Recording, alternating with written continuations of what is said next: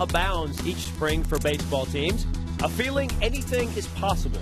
For the Mariners, this season also comes with expectations, a belief they could win the West and celebrate after making huge strides last year. Breaking ball, strikes, gone! What a night for Seager. Shoot that arrow in the sky! Struck him out, a new standard of excellence in Major League Baseball. To get there, they must follow a course laid out by manager Lloyd McClendon. He calls it a process. And it starts today with a return to the diamond.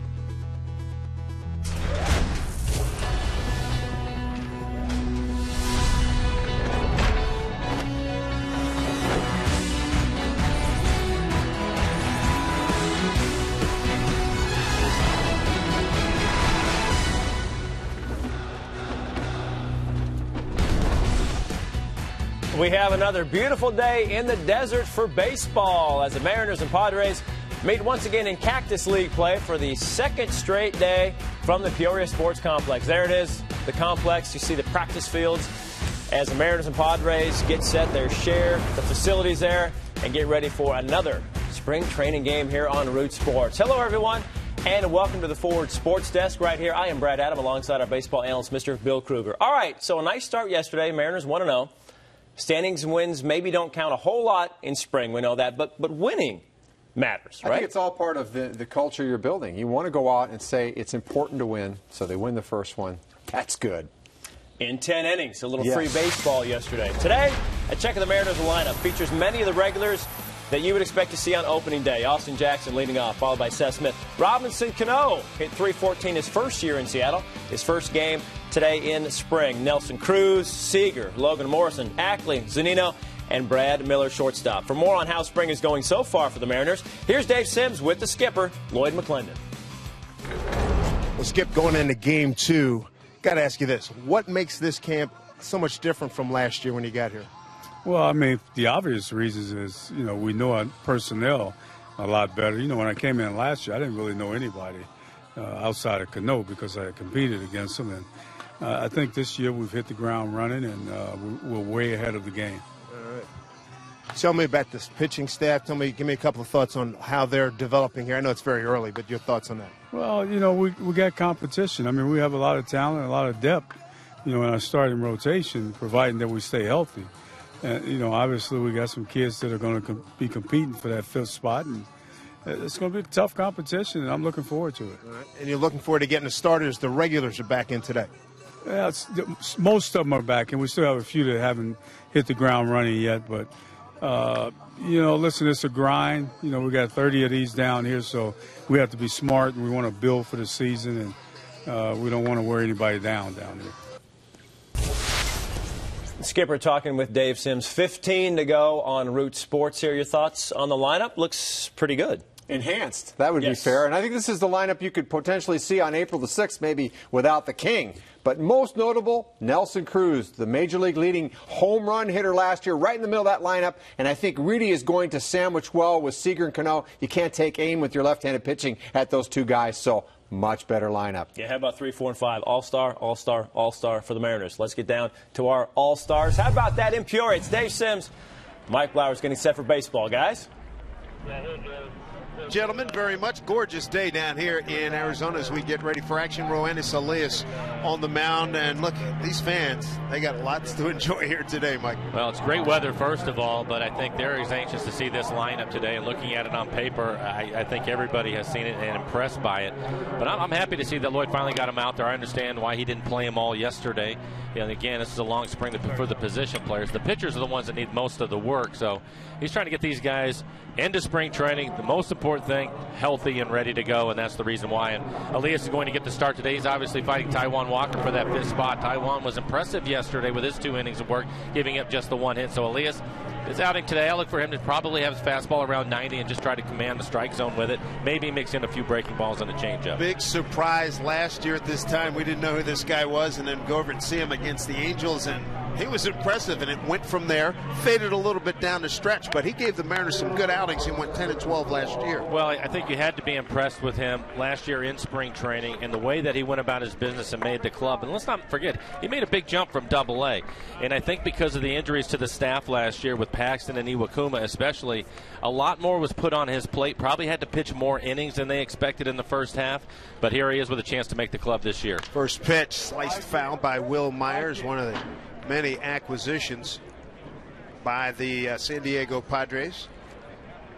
Justin Upton and Matt Kemp not in the lineup today. I was talking to Ted Leitner, a longtime radio voice of the Padres. He said even without those two guys, this lineup right now is so significantly better than what they played last year, because they were last in most of your major offensive categories. Myers drive to center field, taken care of by Austin Jackson. Let's take a look at the rest of the San Diego batting order. Myers coming over from the Rays, just lining out to center field. Then it'll be Amarista. Venable hitting third today. Derek Norris coming over for the A's. He will be the cleanup hitter. Middlebrooks coming over from Boston. A lot of changes for the Padres. He is going to hit fifth, and it's Medico, Wallace, Almonte, and Spangenberg rounding out the 9 for the Padres. Here's Alexi Amarista, the shortstop. Hit 239 with 5 home runs and 40 runs batted in last year. Home plate umpire is Brian Knight today.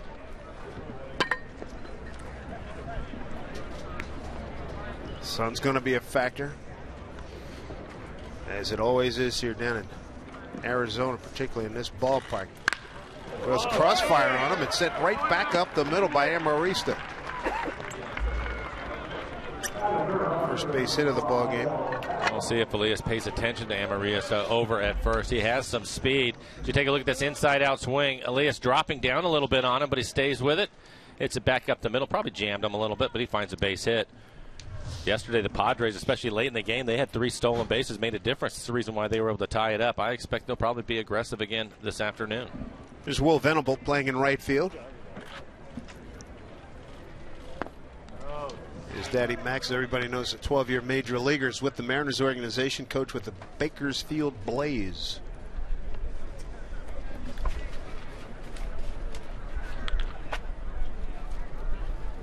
I wonder what some of his thoughts are coming into spring training this year.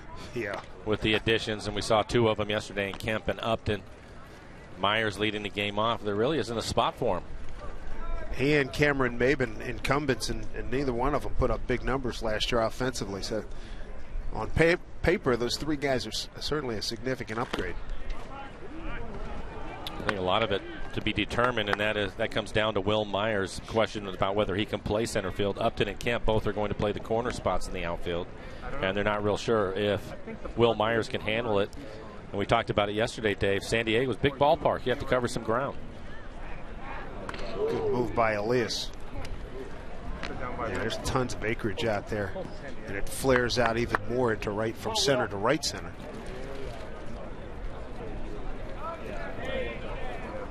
Well, it's like Florida. There's a double play depth. Cano and Brad Miller.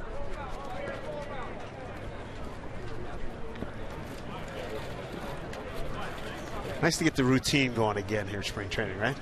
I think so for the players, for sure. They want to get in there and start playing themselves, and I'm sure a lot of these guys that are in the game today were hoping that they would get to play yesterday. They just want to get that first one out of the way. We talked about that, Yep. But here they are today. And I think it just kind of sets everything up for especially the position players. They know when they can take their batting practice now. If they need extra work, you're on these timelines, and you end up getting basically the bonus, and that's playing the games. That's when it becomes fun. Breaking ball and a good one. 2-2.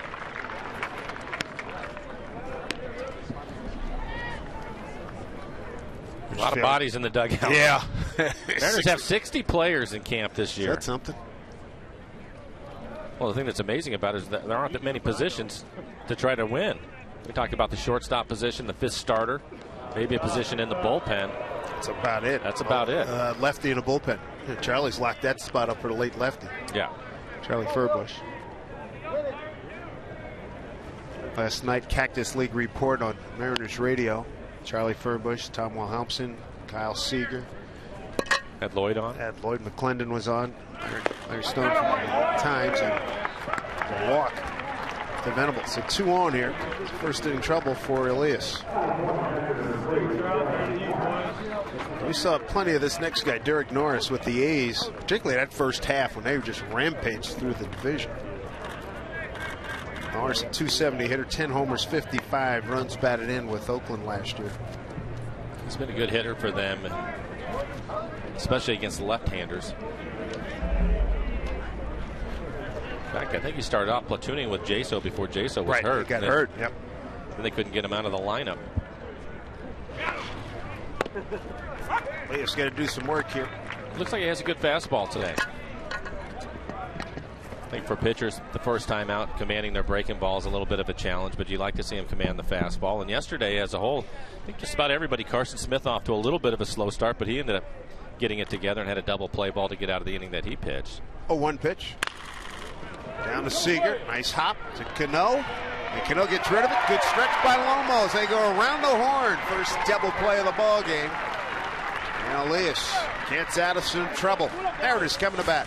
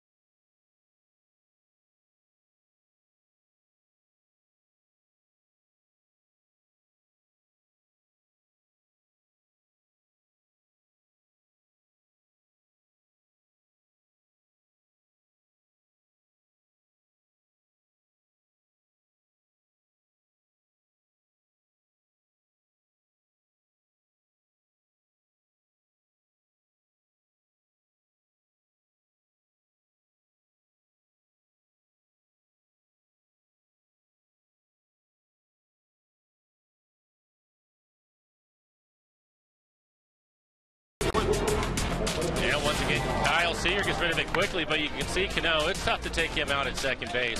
Jumps in the air, strong arm, his shortstop's arm. That's a big advantage for him at second to turn the double play and get Elias out of a little bit of first inning trouble. Nice stretch by Lomo at first. It's Andrew Kashner.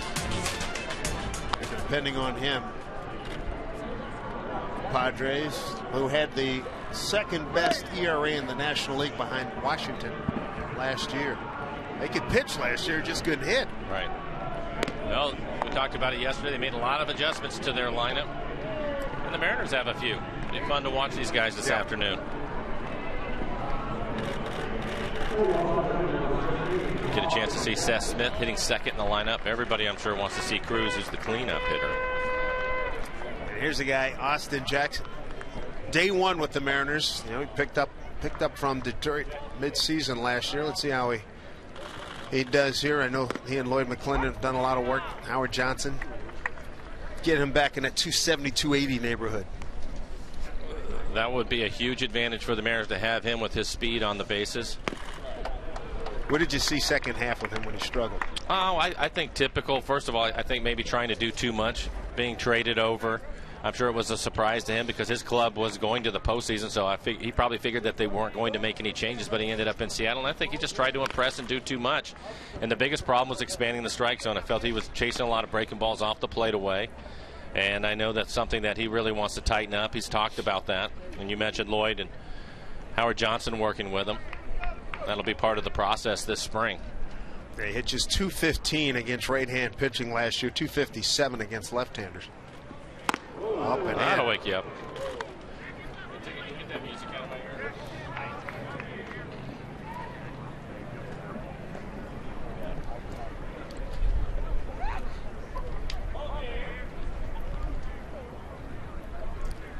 Here's the 1-2 pitch.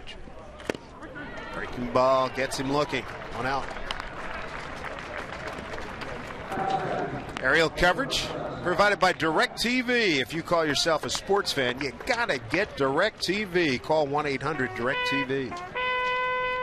For strikeout, Kashner brings up Seth Smith. Back in his college days at the University of Mississippi, backed up Eli Manning. Means he didn't get to play. He's a good baseball player. And I tell you what, he is a good left-hand hitter. Really made a name for himself with the Rockies as a pinch hitter. Not an easy job for a young player, which is what he was at the time. Then, of course, over to the A's. But I think it'll be interesting to watch where he fits in this lineup, and Lloyd will take a look at today. He's hitting second. I think that's where Lloyd would like to see him. And I think it's a good spot for Seth Smith. The one thing that we learned about him when he was a starter with the A's is he's aggressive early in counts, and he likes to pull the fastball. And if Austin Jackson's on base, it gives you a big hole on the right side of the infield. Hit to right field. Tracking and making a catch, Will Venable. Lemonade, Cracker Jack, peanuts. Lemonade, Cracker Jack, peanuts. We talked about it with Seth. He will be aggressive with the fastball, and that's what he gets right here. He just misses it. Looks like he hits it off the end of the bat just a little bit as he flies out to right. Here's Robinson Cano, perennial all-star.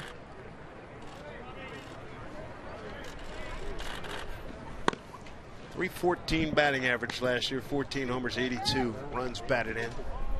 And his good buddy Nelson Cruz batting in a 4-hole. Should provide him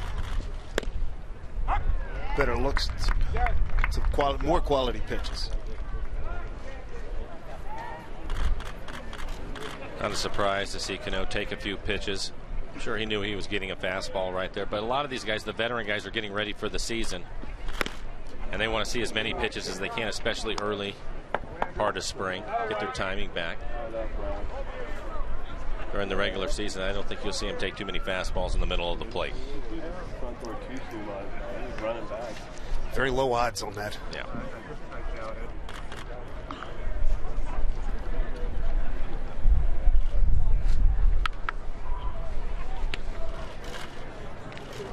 Two and one to Cano.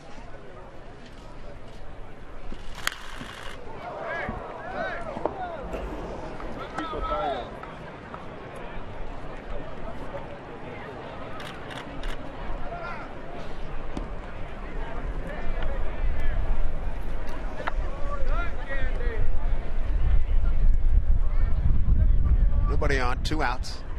2-2 pitch. Off the end of the bat. Will Middlebrooks throws across, and Cano beats it out infield head. Will swimmer down the line. He's aboard with 2 outs.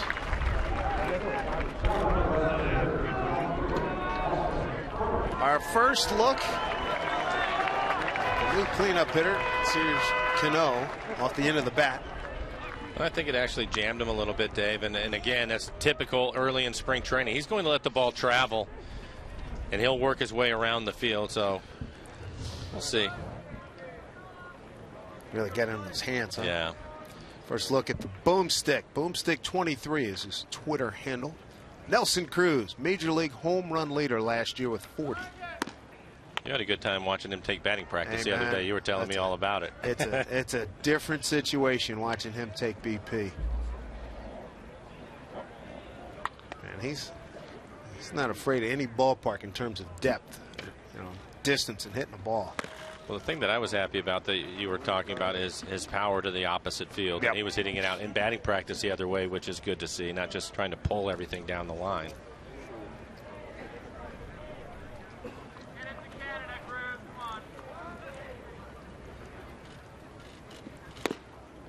Striking outside corner, 1-2. Brian Knight is calling balls and strikes. The other umpires, Clint Fagan, Stu Schwetter. Let me try that again. Okay. Schwetter and Seth Buckminster. A couple of youngsters, a couple of new guys. Well, we haven't seen them. No, base hit up the middle. First spring at bat for Nelson Cruz.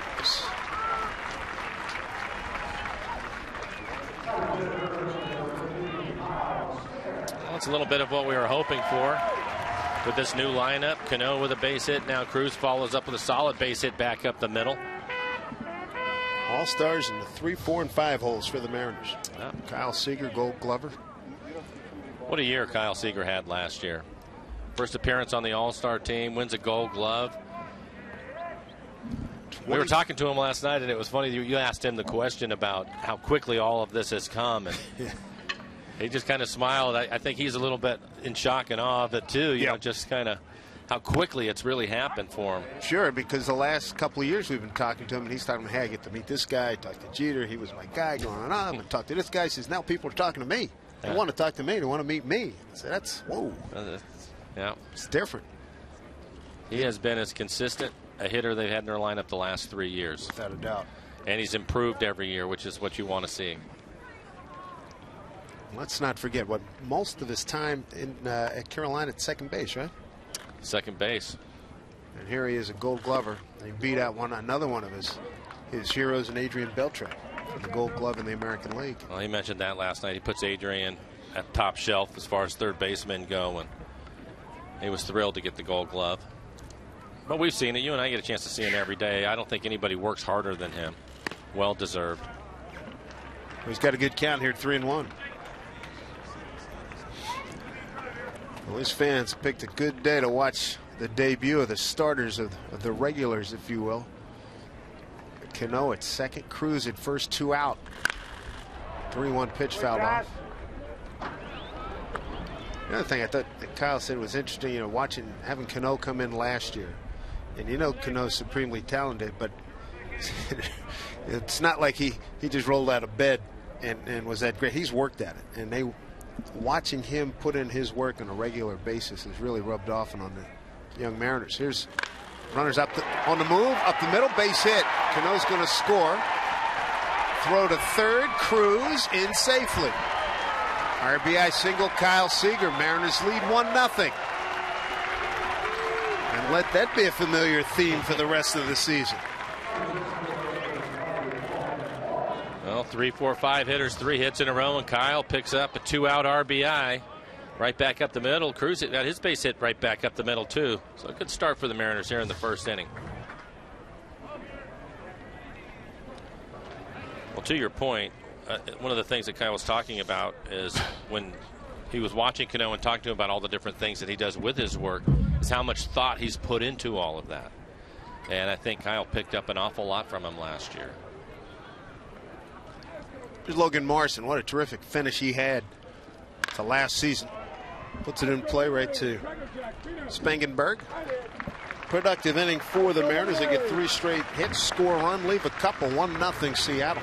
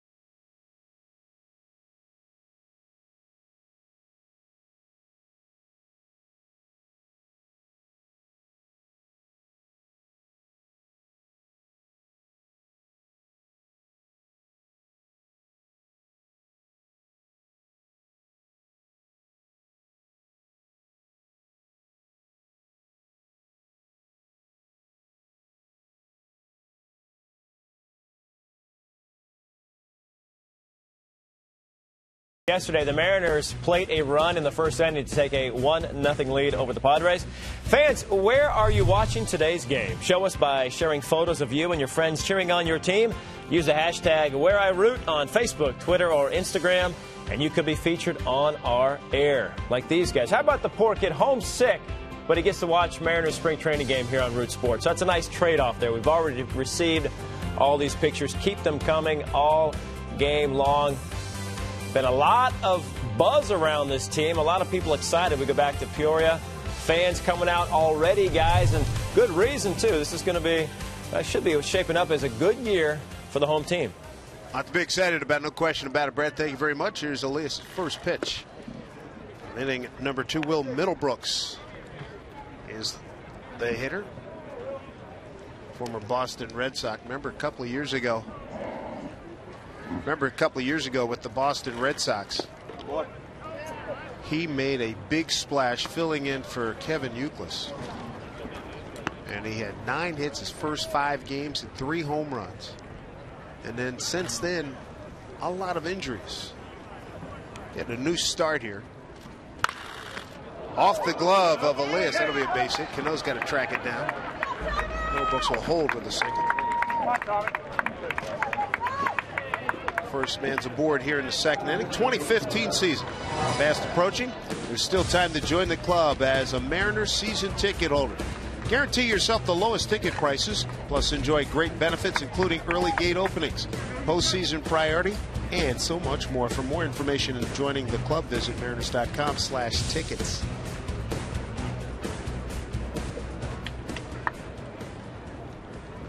Tommy Medica is the hitter. Morrison going to take a look. Ready.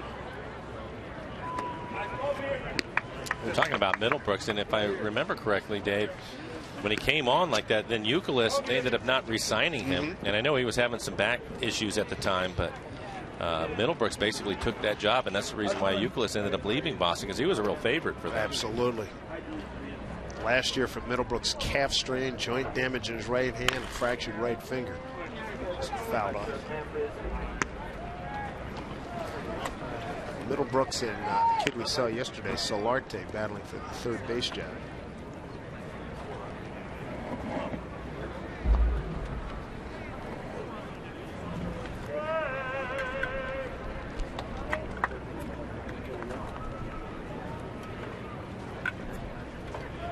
Elias ready with the 0-2. Seager to Cano, and they turn another 5-4-3 double play. A thing of beauty, isn't it? So the Mariner pitchers love it. And this it was really a good play by Kyle. It looked like Brad Miller was in position, but as a third baseman, if you can get to it first, it's an easier throw, and that's exactly what happens. You'll see it's going right to Brad, and Kyle will just cut right across. He has his momentum going towards second base, and look how quickly he gets rid of it. Just a quick step, feed to Cano, and turn the double play with a strong arm from Robinson. But Mariners pitching staff, they want to see a lot of that. Already 2 double plays, both of them started by Kyle, finished by Cano.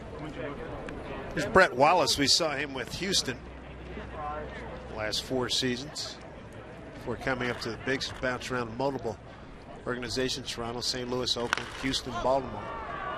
This one hit pretty well, deep left field, going back Ackley, and it is bouncing off the fence, and Ackley gets it back in. So a 2-out double for Brett Wallace, a .221 hitter last year with Houston.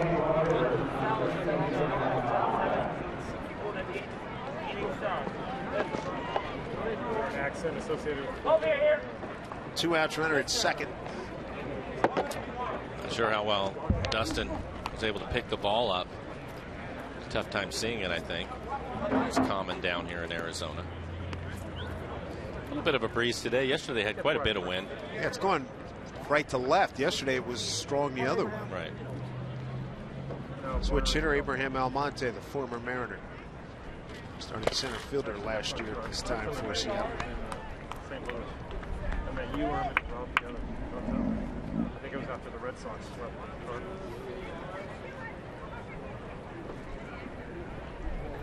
And who was? Mariners play him straight away, not too deep.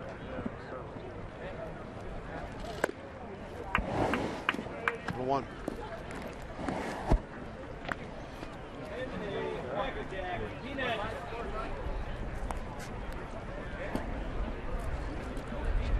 Back in Elias' season, he had a 10K strikeout game against the Yankees in the Bronx, and he had a 3-hit shutout against Detroit. Those are just fabulous games thrown by the young man. And again, I think there were a couple of games where they left him in a little bit longer. Yeah. Because they had some issues with their rotation, and the bullpen was pitching every day. I can remember a game in Miami, I think, when he was just brilliant. He went out to pitch in the 7th or 8th inning and ended up giving up 3 or 4 runs that hurt his ERA a little bit. And he had really pitched well, but it was clear he was out of gas, but you had no other options at the time. Yeah, there was a couple of times where Lloyd had to. Yeah, the bullpen wasn't situated just right, and guys had to eat a couple extra innings that they normally would not have done. Right. A little more depth this year. 1-2 pitch. Handled easily by Elias. Throws out a hustling Almonte, and that'll do it. New left field pavilion. Proud of it here at the Peoria Sports Complex. And it has created a lot of excitement out there, and a lot of fans enjoying the sun and fun here in Arizona.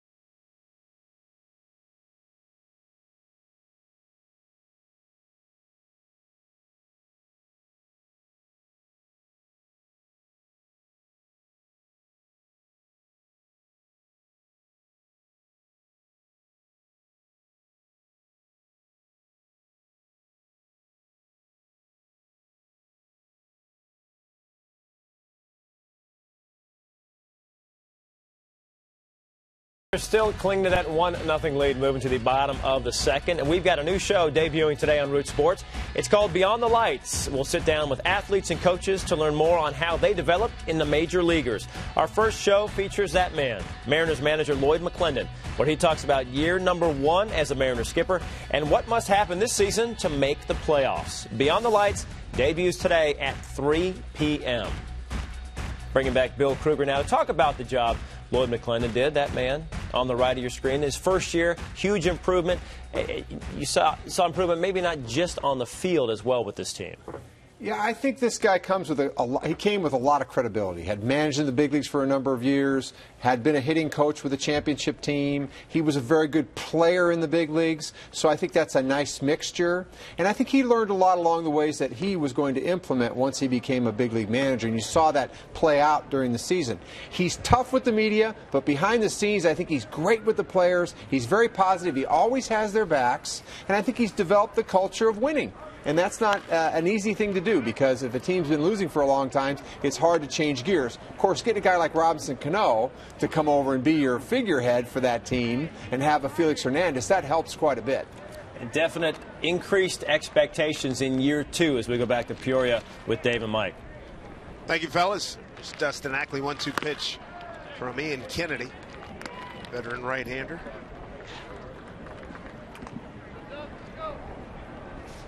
Ackley last year, .245 hitter with 14 homers, 65 runs batted in. Back-to-back years, Mike. Good second half for Dustin. And they've talked about it, trying to figure out something to get him off to a better start. I wouldn't be surprised if this spring he ends up getting a few more at bats than he normally would. Just trying to get him past that struggle early on.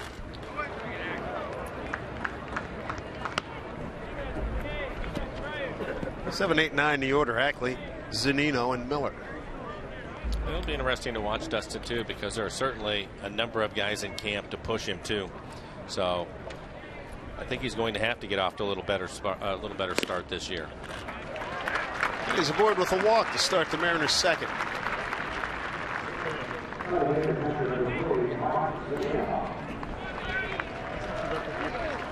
Mike Zunino coming off a year in which he set a Mariner catcher record for most home runs with 22. I think he wants to change. He wants to get above the Mendoza line, finish at $1.89. He's certainly capable. I think he had a lot on his plate last year, having to deal with the best pitching staff in the American League and a variety of different arms and guys in the rotation in and out because of injury. Oh boy, that doesn't. Did he lead the league in that last year too? He was either first or certainly second. Led the ball club. My goodness. I know Mike was hit an awful lot last year. This catches him up in the shoulder, I think. Yeah, right off the shoulder. Boy, oh boy. First bat. He's probably thinking already. Yeah, the guys are laughing. Chris Woodward, first base coach. Man, oh man. Well, there's one of the big stories in spring. Brad Miller and Chris Taylor. Chris had the start yesterday. Brad getting the start today at shortstop.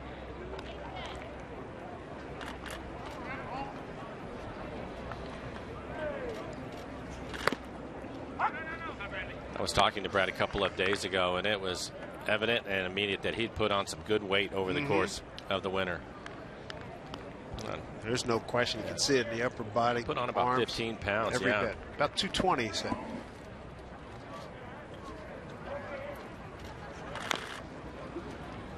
He made noise making this club with the bat.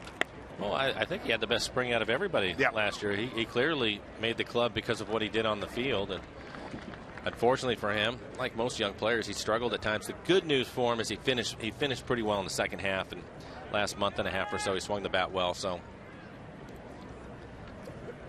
but when you're young and you have those struggles, they seem to last longer than a veteran guy, and that's part of the process.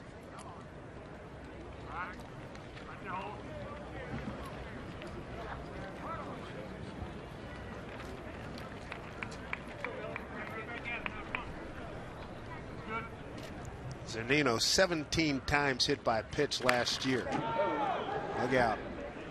And that was tied for third in the American League, actually in Major League Baseball.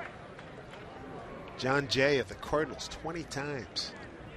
Carlos Gomez 19 times. Matt Holliday and Zunino and Marte of Pittsburgh 17 times they got plunked. And I would tell you this. Zunino the only catcher in that group. So when you think of all the foul tips, yeah, right. Well, remember that one balls game in the dirt. He takes a beating just being a catcher. There was a couple of games we started counting how many times he got hit when Felix was pitching. Yeah, oh, stupid. 10, 12 times, before the sixth inning. Foul balls eating them up. Ball and 2 strikes to Miller.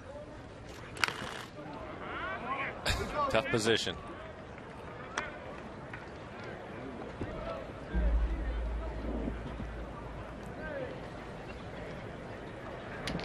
What was the most you got hit in a season? I didn't get hit often. A couple, 2 or 3 times maybe.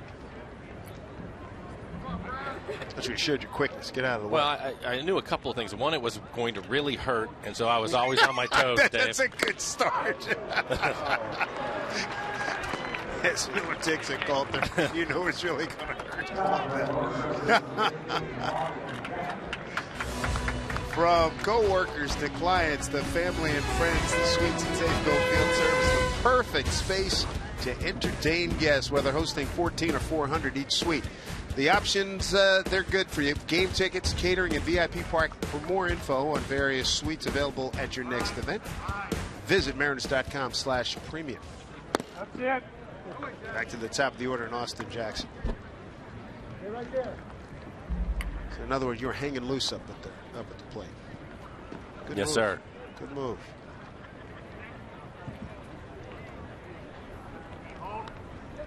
Austin took a called third strike first time up. He's ahead here 2-0.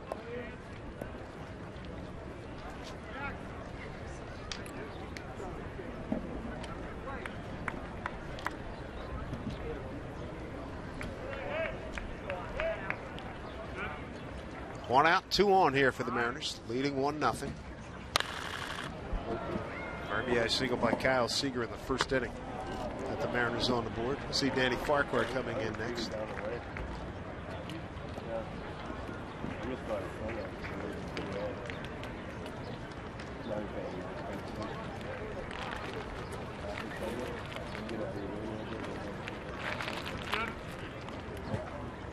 Two on.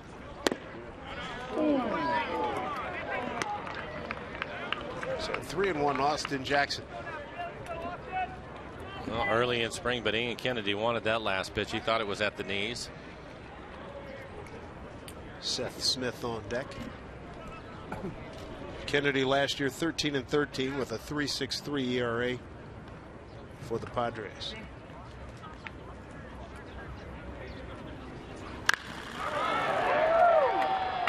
Center fielder Will Myers backing up. Ackley tags, and he will get to third. 2 away, runners at the corners.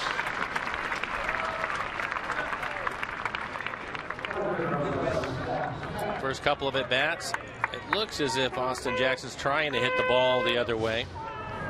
Probably something that he's been working on here in spring training. Take it into the game.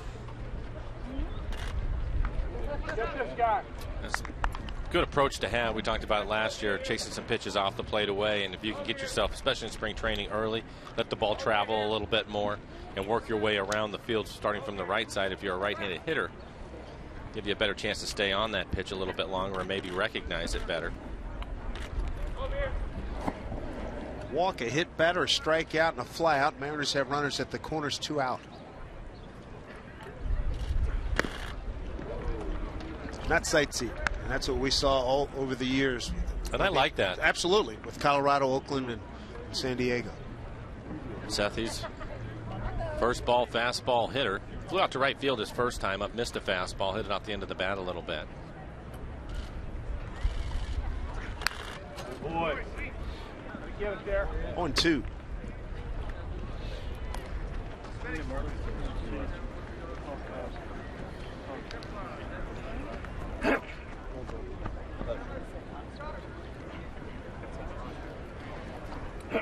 Ackley and Zunino, the base runners.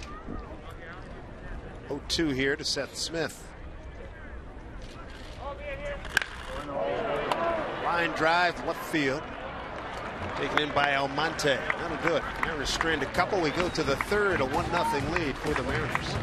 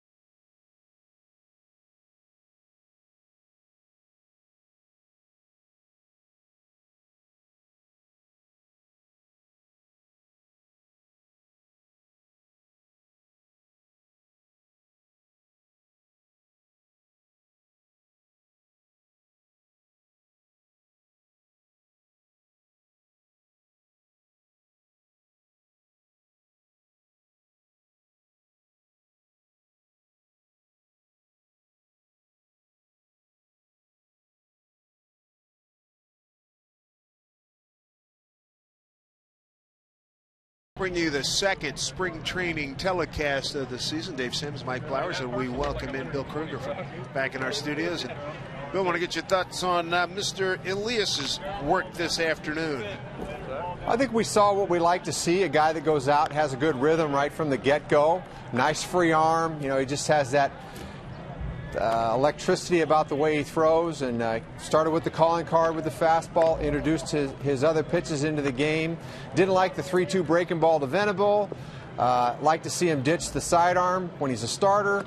But he has a great way about him, guys, about pitching with guys on base. Guys on base don't rattle him. He knows how to get out of innings. He knows how to induce the double play ball, and he did that brilliantly today.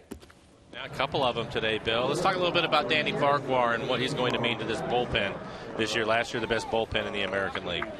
Well, he's an interesting part. He's a guy that can come in and get right-handers or left-handers. It doesn't really matter because of his arsenal. He's got a good fastball and a changeup and a good curveball that he can wipe out left-handers with. So I think that makes him a valuable addition because it doesn't really matter lefty or righty. Plus, he's shown that he's got moxie. I'm not so sure that Lloyd McClendon knew what Farquhar was all about. You kind of saw that early in the season. But as the season wore on, he got more confidence in this guy because he brings it. He comes out there, he pitches with a lot of confidence, and, geez, he's done a great job for this team over his tenure.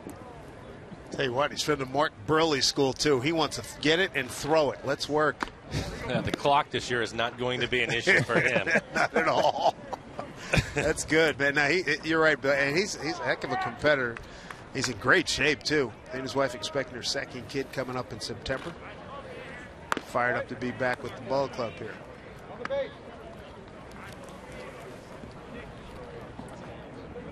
I think that what I like about him, too, is because he has experience now in closing. You can bring him in the 7th, 8th, or 9th inning if you need it. Left center field. Ackley going back. Along with Jackson. Play it off the fence. Jackson gets it back in. Corey Spangenberg. A double off the wall out there. Solid line drive. Perfectly placed into the gap. It'll hit the padding out there on the wall. Well played by Jackson. Good shape to get it back in quickly.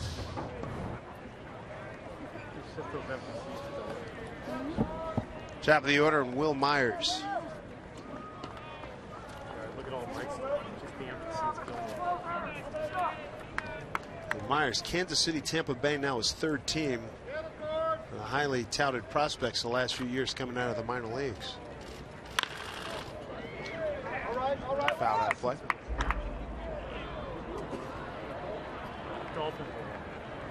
Again, for Myers, I think they feel good about what he's going to bring to them offensively. It's just a matter of whether he's going to be able to handle center field. I'm sure that's something that Bud Black and his staff will keep a close eye on throughout the spring. Breaking ball misses, 1-1.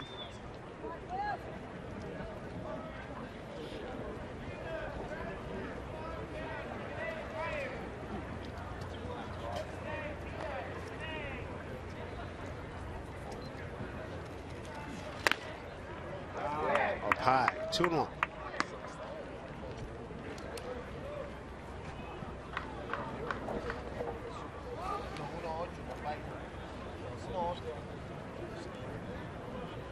Third round pick in the 09 draft by the Royals. Serves this one into center field. Here comes Jackson. Play it on a hop. Spangenberg will hold it third. San Diego with runners at the corners, nobody out here in the third inning.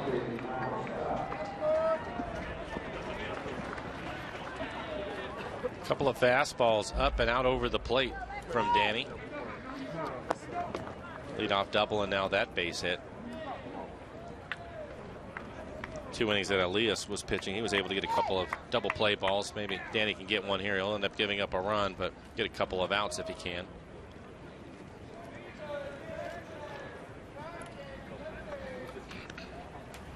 Nobody out, runners at the corners. There's a strike, high strike down Marista. This is what the outfielders have to deal with, especially the left field. Sunglasses, your eye black, and make sure you use your glove if you can. Went down and got it. And that picked up by Seth Smith. Air mails it to third base. Got him.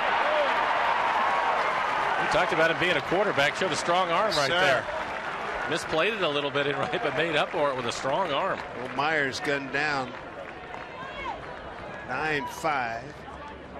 Be an RBI single for Amarista. He takes second on the throw.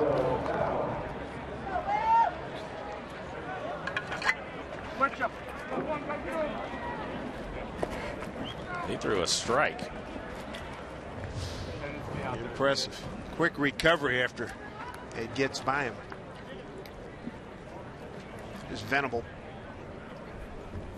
Walked his first time. Tie ball game at 1-1. And Danny's given up 3 hits in a row, so Mike Zunino making a quick trip out to the mound. That last pitch again was up. I think he's going to talk to him about getting the ball down in the zone.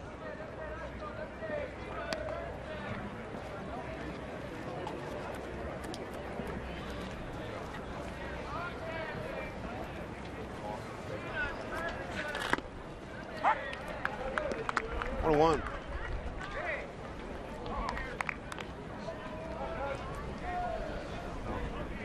Amarista, he's out at second base. Single tied it up. Another pitch up in the zone.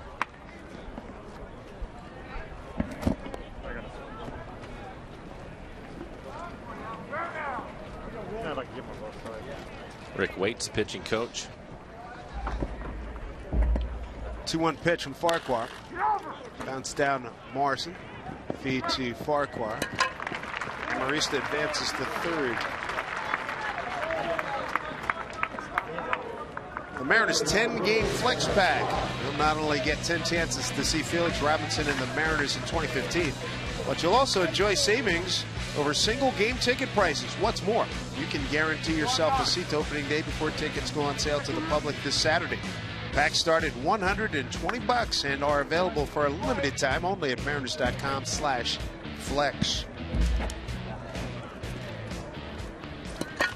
So 2 down. Here's Derek Norris.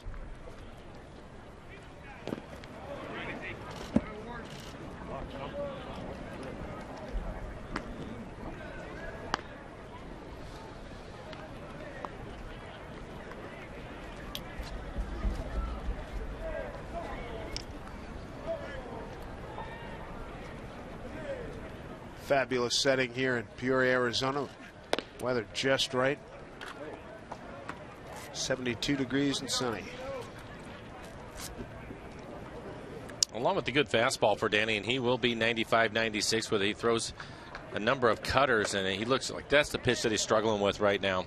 Pitch is up a little bit and having a hard time getting it over the plate. And he likes that pitch too. Yeah, he likes it a lot, and missed with another one right there. And it's first time through, a little bit tough, and he's struggling with his command. 3-0. And Norris walks on 4 pitches. So first and third, 2 outs. Bill Middlebrooks. And after that walk, Rick Waite's going to make a trip out to the mound. Danny thought that last pitch was a strike, a little bit frustrated by it.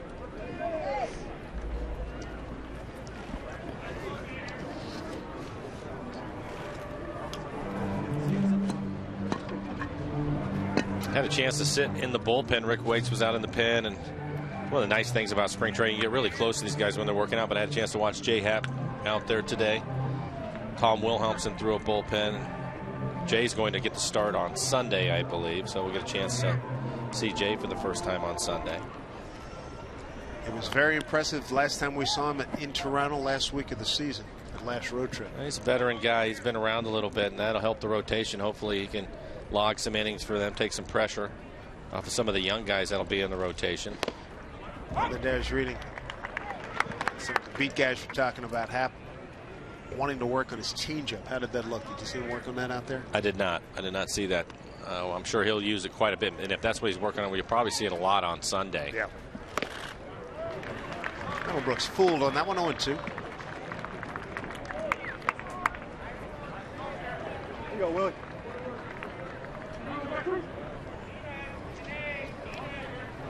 Two outs, runners at the corners, and an 0-2 count to Will Middlebrooks. San Diego's tied it here in the third.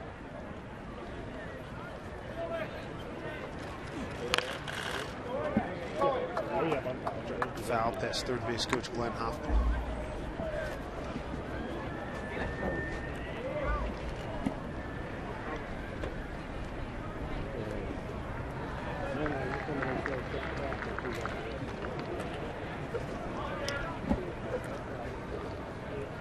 Farquhar looking for the third out here, up high.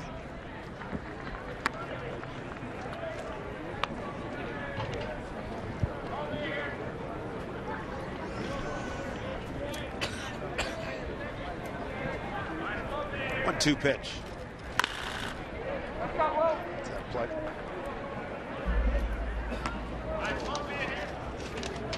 Here you go, Willie.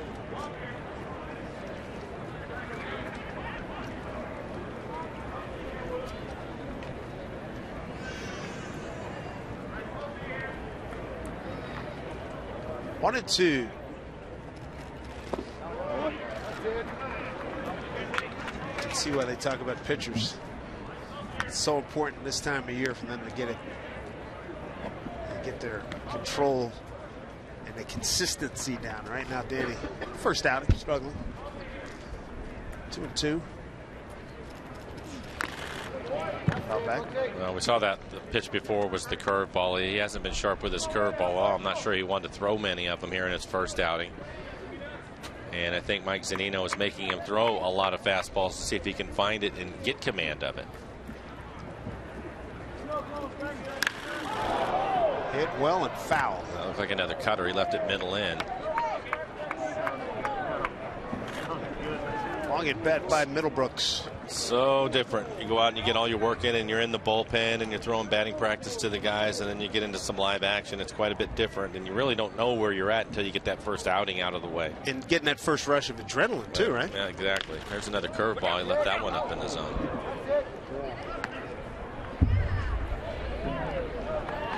In fact, I was talking to Tom after his bullpen, and I think he is going to pitch on Saturday, I believe. Yeah, but he was saying the same type of thing. He said he felt pretty good today. He said, but he'd like that chance to pitch to some live hitters one more time. And I told him, I said, well, if you're a little bit wild, wouldn't you rather hit the other guys than your own guys? And he laughed. He goes, yeah, I'll be out there Saturday. We'll see how it goes. Tom, of course, is going to rush it up there at 97 miles an hour. With ease.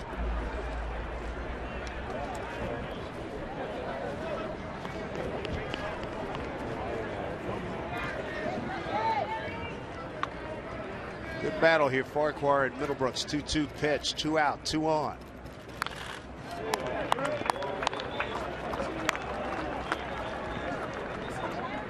Be the 11th pitch coming up. Good luck to blimp just above us now. Yeah, 30 pitches. I think Lloyd's going to make a change.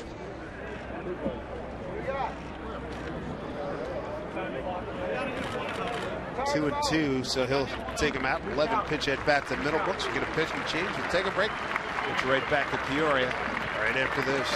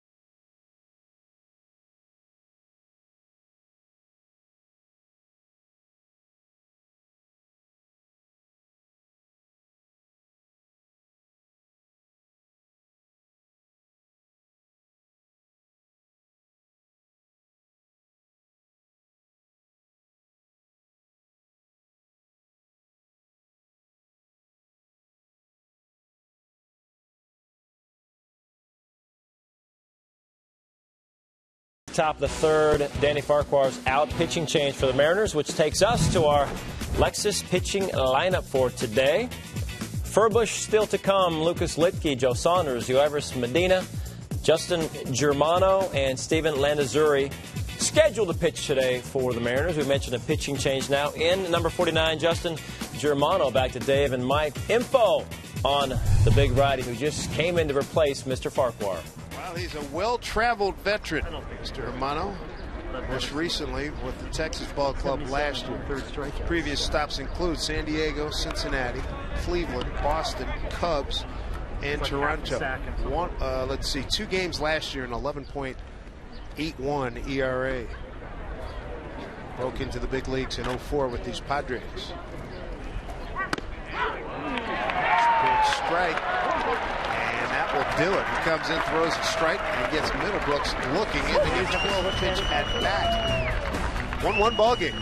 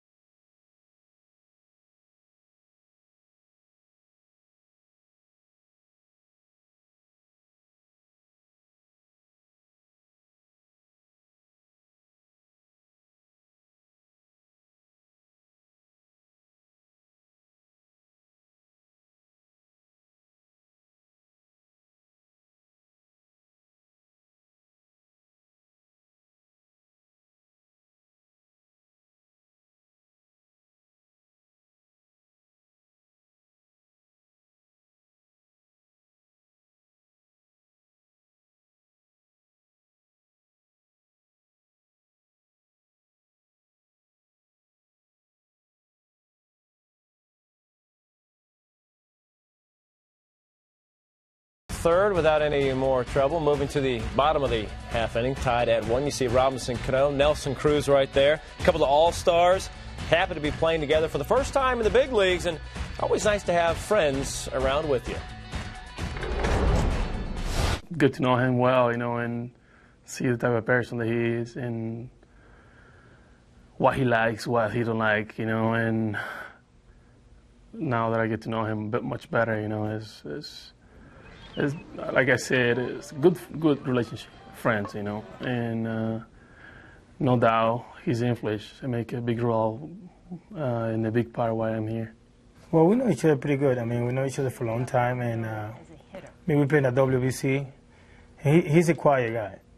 He got to get to know everybody first before you see him getting loud or anything like that. But the thing that I like about him is the way he work hard. He go about his business, and he like to compete, and he want to be the best, and I like that. And remember, guys, Robinson Cano, who's in the batter's box now, lobbied to get him signed before last year. It didn't happen, but he got his man and his good buddy for this season. Here's Cano down the line. Thanks, Brad. This into the corner for extra bases. Picks up Rich Dudley. He'll hold at second with the leadoff double. Yeah, Robinson Cano and Felix Hernandez, they were like Rush chairman. They were constantly calling Nelson Cruz last year or two, and in their conversations would always mention, you need to come to Seattle.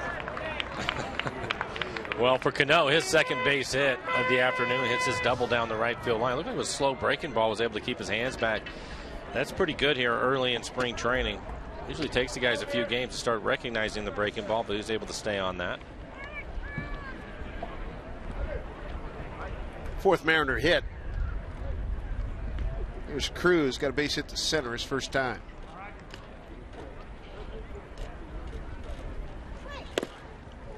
Strike one.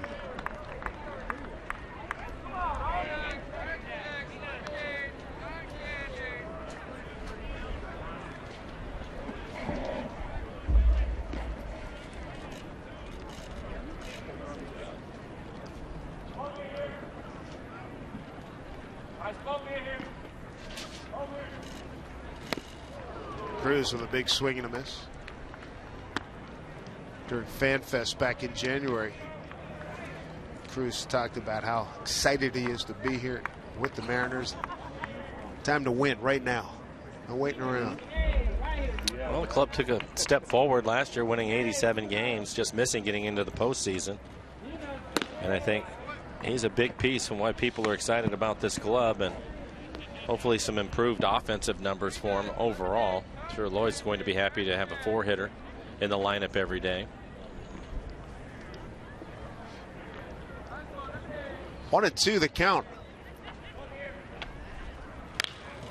Breaking ball hit well, deep left field, down the line, going foul. Went up over the pole, he said. Got up over the pole. All right, home run. First home run for Nelson Cruz. Trained it right here. Looked like it just gone foul, but third base umpire all over. 2-run homer. I was with you after he put a dent in that 10 out there. Yeah, I mean, where it landed. Looked like it, but it was hit so high, I think he thought it went over the pole and then hooked late to hit the 10. Comes Bud Black. Talk to the home plate umpire, Ryan Knight. First home run for Cruz as a Mariner. We saw him swing through the breaking ball, and he comes back and gets another one and stays with it and hits it right down the line. Just a towering home run down the line. You see it hit the tent well back behind the fence. He gets some mileage on that one.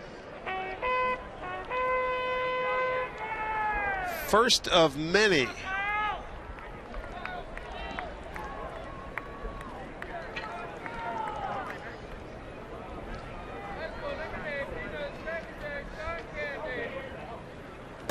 We saw Cruz hit a home run against Felix. It might have been 15 feet off the ground last July on a Sunday. Last Sunday in July last year at Safeco. This was towering. Remember that? It was a little... I do. Nanosecond it was out. I don't think there's anybody that can hit a ball any harder than that. The one that you're talking about. That one there, towering. And it's 340 down the line, and I know the ball carries a little bit better here. Yeah, they hit that about 380. Every bit. Yeah.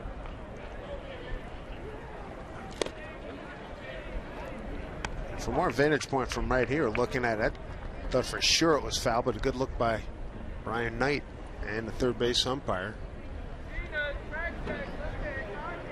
We'll take it. Kyle Seager with a base hit.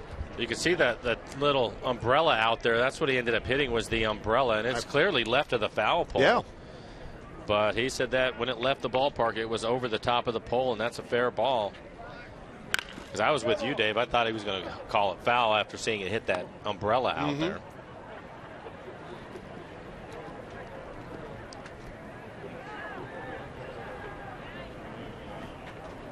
Full count to Seager. 3-1 Mariner lead. Ground ball to the first baseman, Brett Wallace.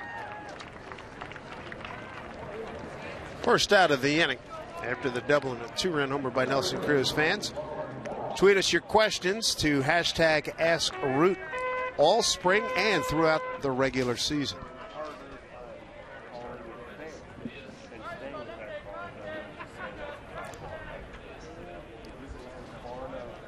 Logan Morrison a ground out to second, his first at bat.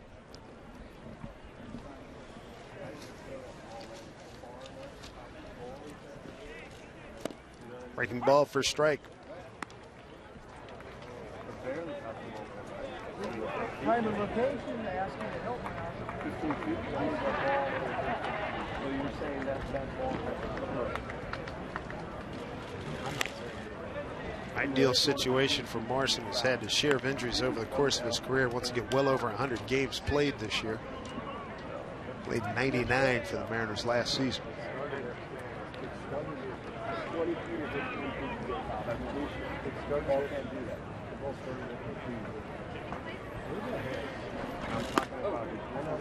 With the way the club looks right now, Dave, he's going to have a great opportunity to do that. You mentioned his health.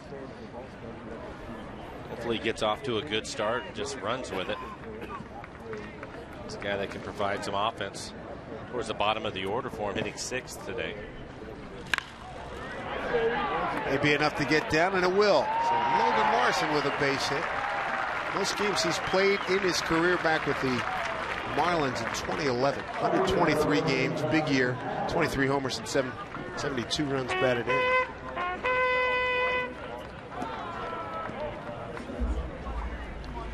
There's Dustin Ackley. Walked back in the second inning to lead things off.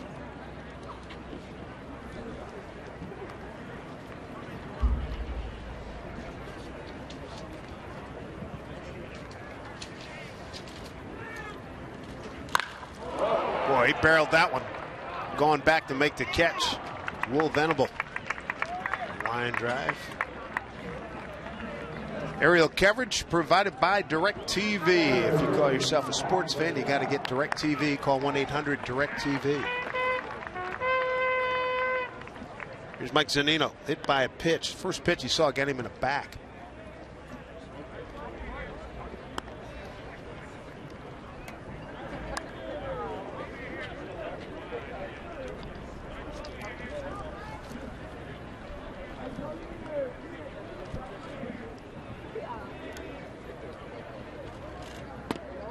Ball for strike.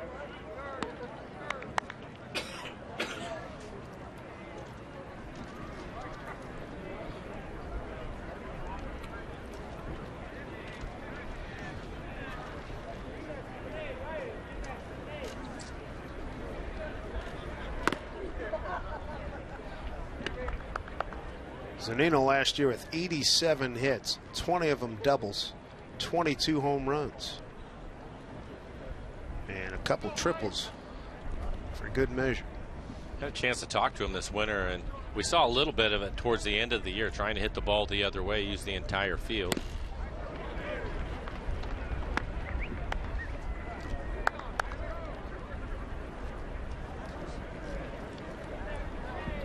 .42 pitches for Ian Kennedy. Danny Farquhar was pulled after he threw 30.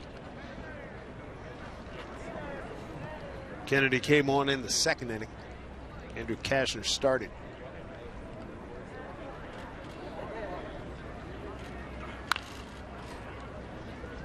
One and two. I think if Mike can get that part of his game figured out, hit the ball the other way a little bit more. See him choking up a little bit now with 2 strikes.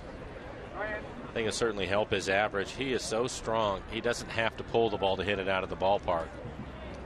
He can hit it out of any part of the park. 2 outs, runner at first. Couple of runs in, 3-1 Mariners. One of my favorite Mike Zunino moments last year. Houston tried to bunt, couldn't get it down, hit a big home run right after that. They just mashed it down at Minute Maid. I don't think he hit too many cheap ones last year. Not at all. Yeah, if he squares it up, he'll leave any ballpark. 2 and 2. Full count. Brad Miller on deck.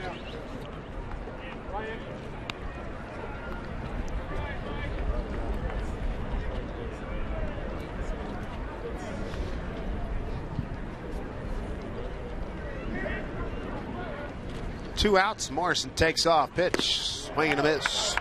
Highlight of the inning. 2-run homer by Nelson Cruz. Boomstick goes yard. Mariners lead at 3-1.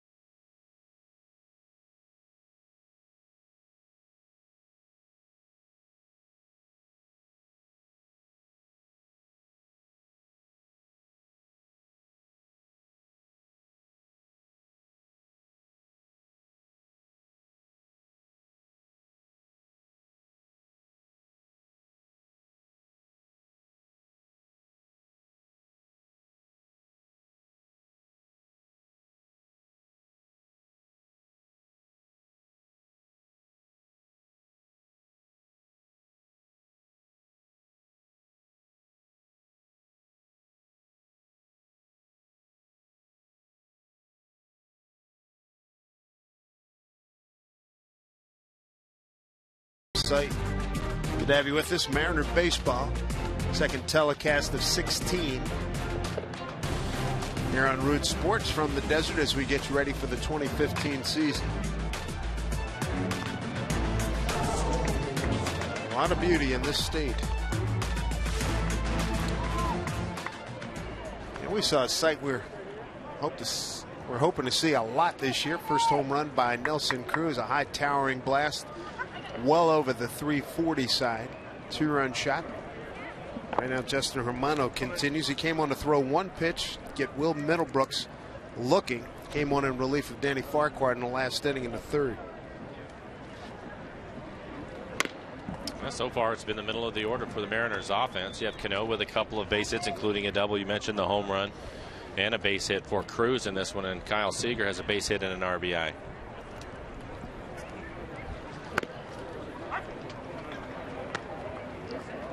On 1 to Tommy Medica.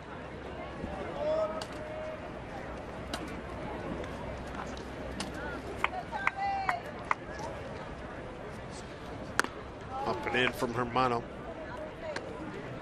32 years old, out of Pasadena, California, 6'2", 210. A little more than 2 years of major league service. You mentioned multiple teams: San Diego, Cincy, San Diego, Cleveland, Boston, Cubs, Toronto, and Texas.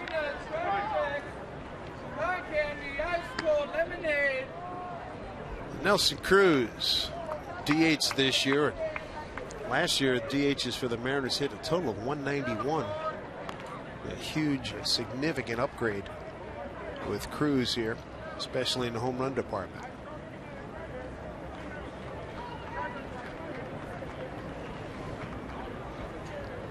Two-two pitch. It's a base hit. Tommy Medica with a leadoff single. Here's Brad Adams. Dave, thank you. Good news. You can join us this Saturday as the Portland Timbers get their 2015 MLS season underway. Tune in for kickoff at 7:30 p.m. Pacific as the Timbers host Western Conference rival Real Salt Lake. For your local programming schedule, visit rootsports.com. That's Saturday, but let's get you back to baseball. Dave and Mike, guys. All right, Brett, thanks. Here's Brett Wallace, former Houston Astro, doubled to left center field. First time. Hermano, the third pitcher today for Seattle. Elias started, Farquhar followed, and now Hermano.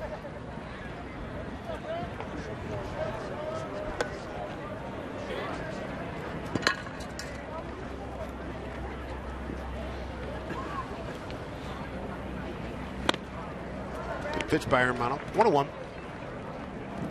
Got to start them young, and that's what they're doing here. Fans of Kyle Seager and Robinson Cano. They've expanded the team store here at Peoria too, so when you come down here, plenty of good stuff to check out downstairs below the broadcast booth. Another strike here, 1-2. Have you walked in there yet? Yeah, it's impressive. For those of you that have been here before, it's probably 3-4 times as big as the old one. Every bit. A lot of merchandise in there.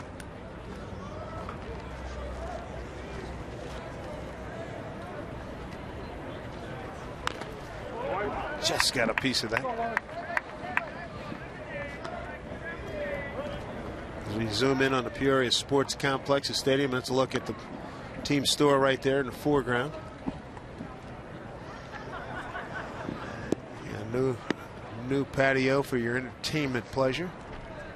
Good eats, good drink there. A lot of upgrades here at the ballpark, and more to come for next year. That's right. To continue.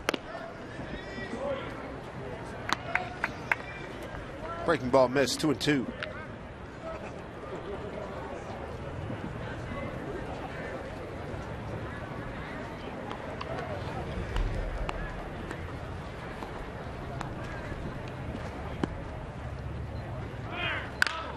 Line drive, center field, base hit.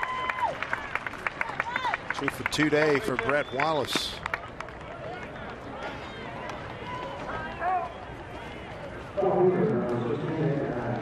Bring up Abraham Almonte, tap back to the pitchers first time.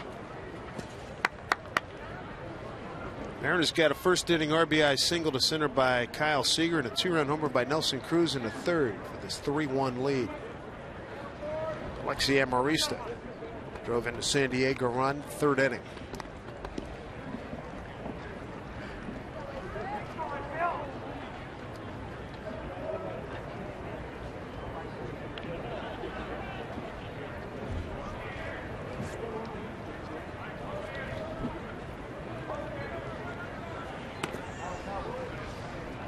Romano misses with the breaking ball, 1-0.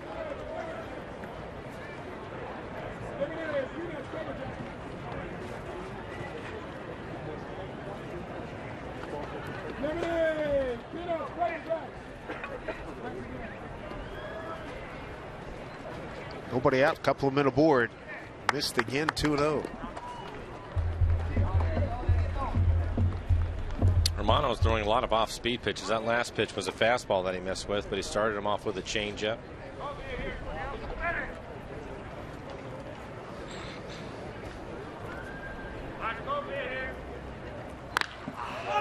Popped up and playable. Seager puts it away.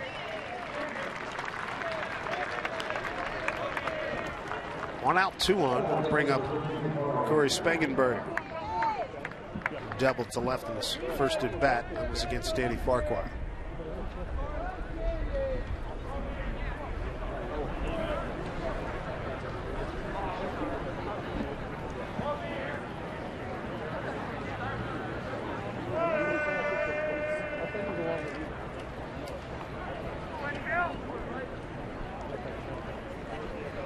There's double play depth up the middle.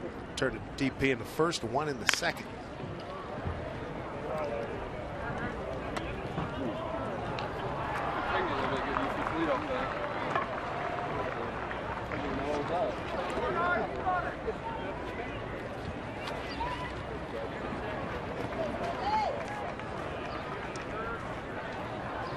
When you're a player, in terms of when we were talking about getting back into a routine, there's a certain pacing you have to get yourself to in terms of your daily routine. Not, maybe not go too much overboard, maybe get too excited. You got to find that level ground. Well, that's the interesting thing about spring training. I think these guys probably will talk about the position players to start with. Foul ball.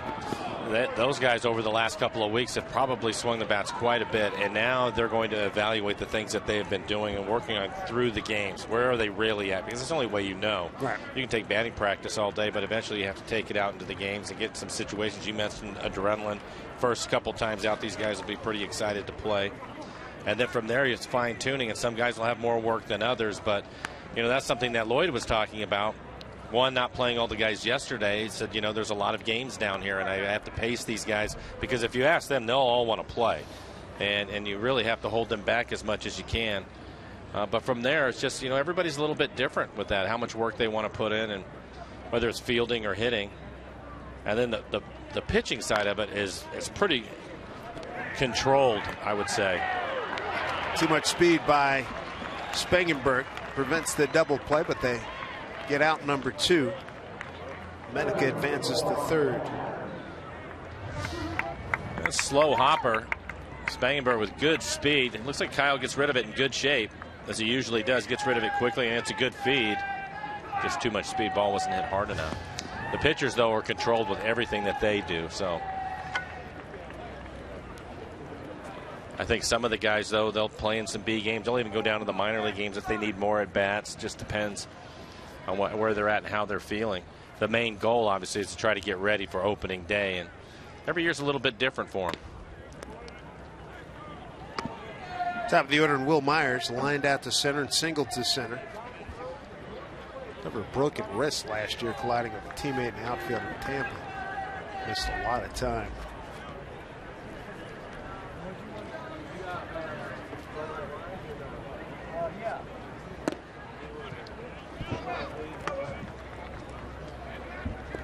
Good look at the Peoria Sports Complex, shared with the San Diego Padres.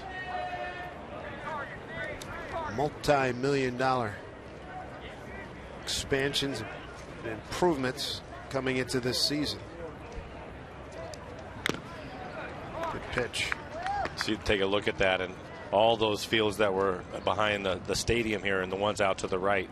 That's the goal. You can see all those that are to the right out there, and what you want to do is work your way back up to the stadium because those were all the rookie guys and the A-ballers, and they're just trying to move up one field at a time. Come back here. Mono takes care of it. And that'll do it for the Padres. Mariners have a 3-1 lead here in Peoria.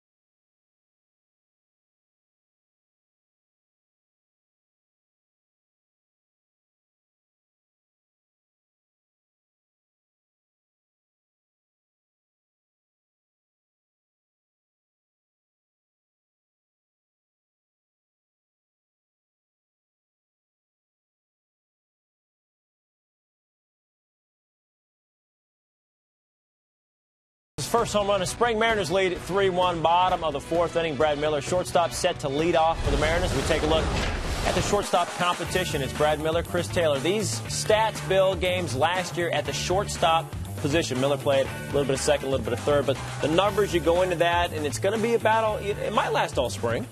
And that's good. I think competition breeds excellence. These two young guys are hungry to beat the everyday shortstop. They bring different skill sets. Chris Taylor, I think the more prototypical defensive shortstop, can make all the plays, has better bat control, had a nice average, not a lot of power. Brad Miller, exciting player.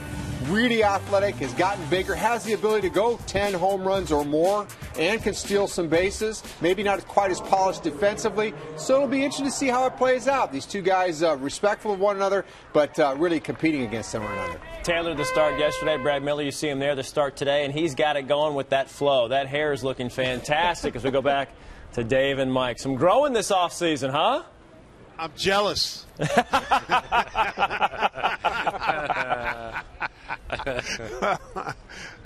Brad looks at a pitch from Robbie Erlin, who started 20 games over the last 2 years for San Diego. Combined record in his first 2 years in the bigs, 7-8.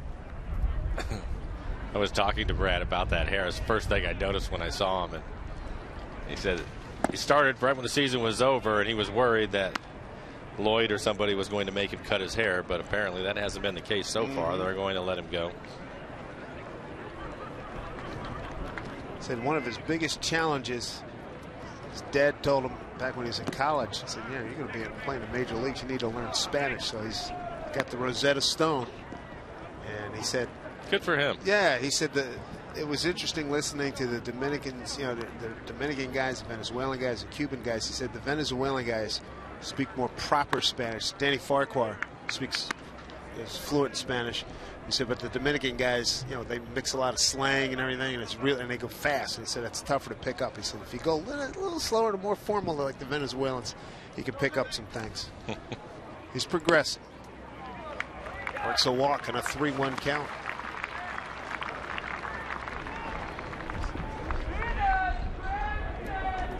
Here's Robbie Erlin. He's out of Oakland, California, 24 years old, drafted by the Rangers, third round in 09. Last year, 4-5 in 13 games, 11 starts to the Padres. 4.99 ERA. And Sean O'Malley has come on to pinch run for Brad, so his day is over.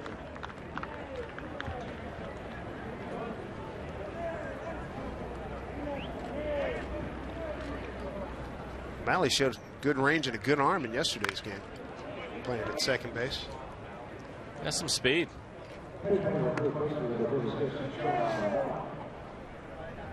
It's one of the things that's nice, especially for you and I, because we spend all of our time with the big league club. Yep. We get to spring, and some of the names that we hear about over the course of the summer, we get a chance to see them down here. It's good to see Peterson yesterday, DJ Peterson with a home run. Kivlahan with a couple of base hits, somebody that we've heard a lot about.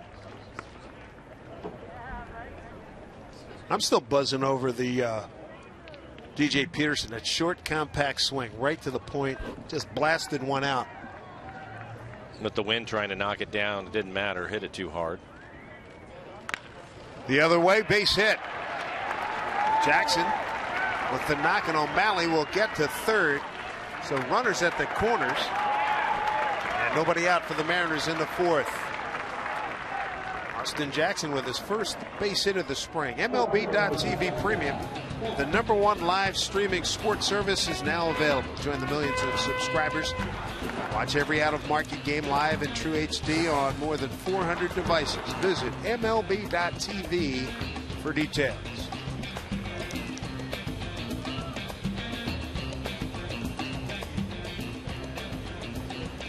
Good to see Austin Jackson with a base hit, but more importantly, getting a base hit going the other way. Talking about it earlier, you let the ball travel, which typically veteran guys will let that happen in spring training, early in spring training.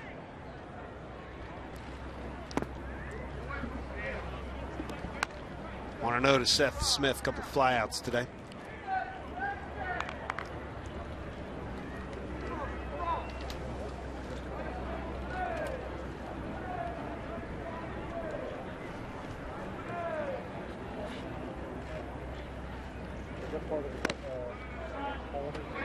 Smith able to check that swing. 2-0. And it looks like we're going to get a chance to see Charlie Furbush. He's getting loose out in the bullpen for the Mariners.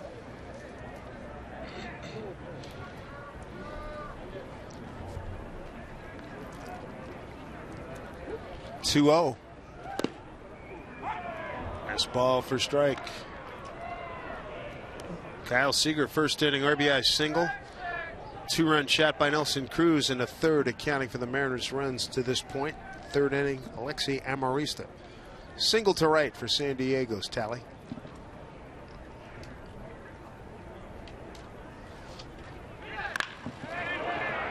High fly ball deep left center field. Myers going back, and the left fielder Almonte makes the catch. O'Malley scores. Sac fly for Seth Smith, and RBI. 4-1 Mariners.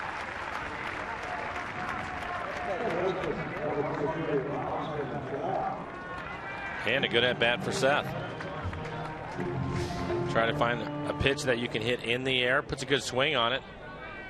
Takes Almonte all the way back to the warning track in left center field, but does his job. Get that runner in from third. Seen a lot of improvement on that these last season. Year, yeah. Because coming out of 13 was murder. So many guys didn't get moved over, didn't score in situations like that. Big improvement. Here's Cano. He's got an infield hit. Jam sent one down to third baseline and doubled to right. We talked a lot about Lloyd coming into camp last year, trying to learn all the players. But one of the things that he did too was look at the scouting reports. And to your point, Dave, runners on third, less than 2 outs. It was a point of emphasis at the start of spring training last year. Jackson takes off. Great jump. Stolen base.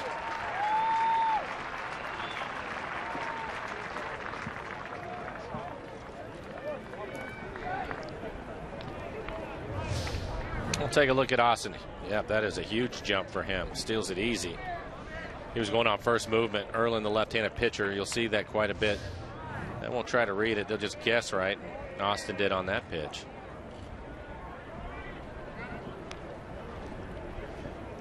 RBI opportunity for Cano. 1-1 pitch. Breaking ball. Saw it all away. Played nicely by Wallace. Erlin covers. Over to third is Jackson.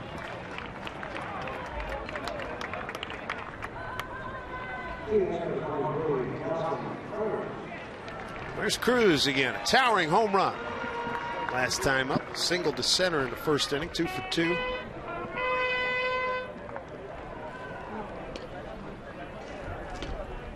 Major League home run leader last year with Baltimore with 40. 25 of them on the road. His home run this afternoon was on a breaking ball. It was down probably just below the knees, and he just golfed it out of here.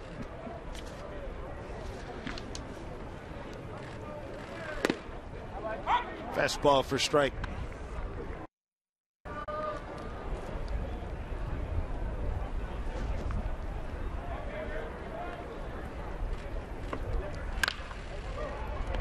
To the shortstop, Amarista throws across. That'll do it. Mariners pick up a run on a Seth Smith sacrifice fly to extend the lead to 4-1, and the first spring appearance of Charlie Furbush forthcoming.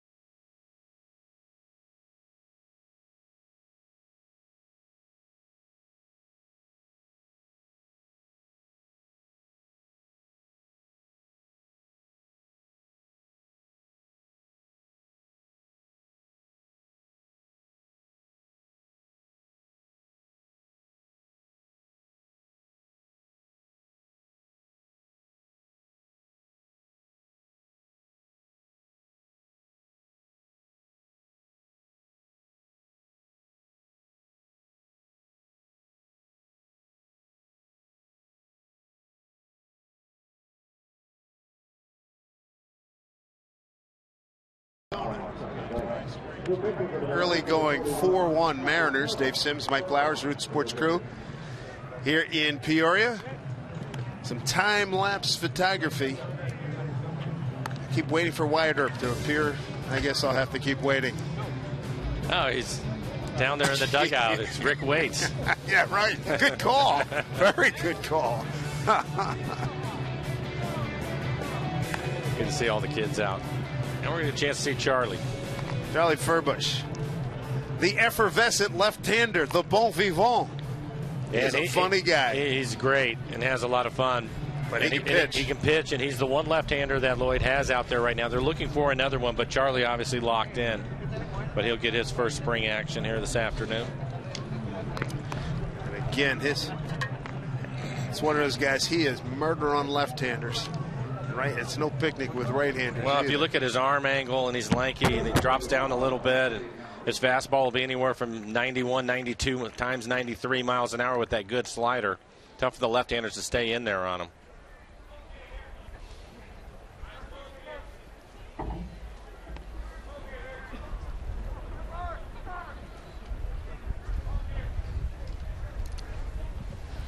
Alexi Amarista is going to lead it off for the Padres here in the fifth. 2, 3, 4 in the order.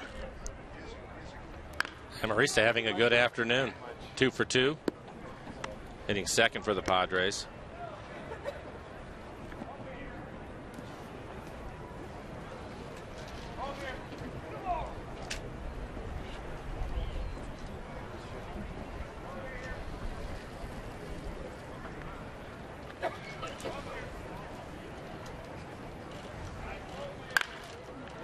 Amarista fights that one off.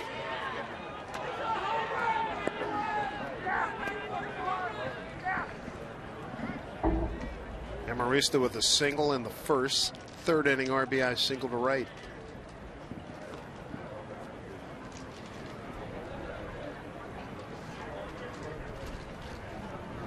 Charlie's got him 0-2. Punches that one up the middle, base hit. 3 for 3. That is a day. And in spring training, especially early on, you're going to have a number of changes. As we take a look at Amarista, we talked about the breaking ball from Charlie, and he hangs in there just long enough. Didn't hit it hard, but he finds a hole back up the middle. O'Malley, who came on to pinch run for Brad Miller, is actually playing second base. Looks like Marte is at shortstop. James Jones in center field. That's Indy. Indy Chavez in right. The people's choice. Yep. Will Venable, the hitter. Strike one. Hunter Renfroe is running at first for Amarista.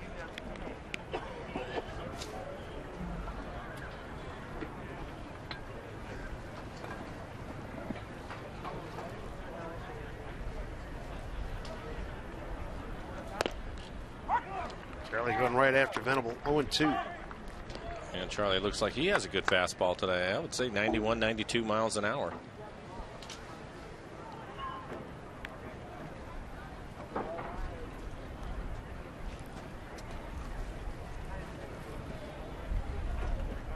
Oh, 2. Breaking ball. For ball 1.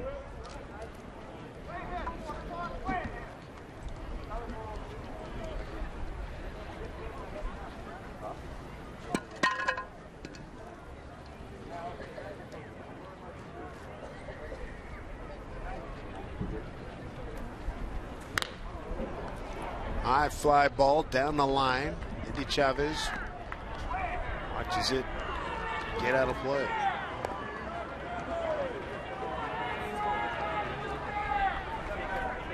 Cotton candy. Cotton candy, peanuts, Cracker Jacks, right here.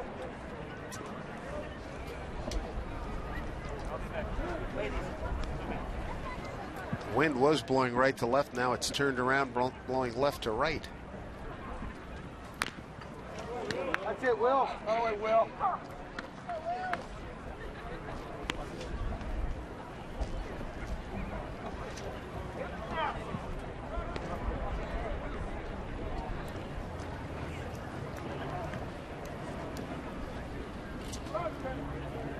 Four runs and 7 hits, no errors for the Mariners. A run on 9 hits, no errors for San Diego. Hit well, right field.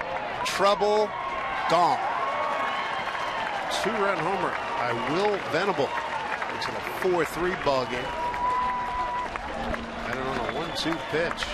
Venable hit 8 home runs last year. And it looked like it was the breaking ball from Charlie.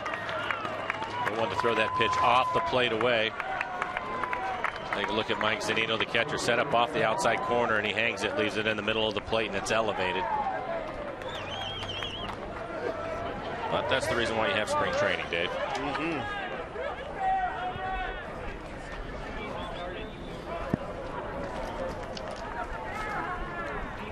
Here's Derek Norris. So 2 home runs today. Cruz, towering blast high over the foul pole, left field, and now no doubt about her by Will Venable.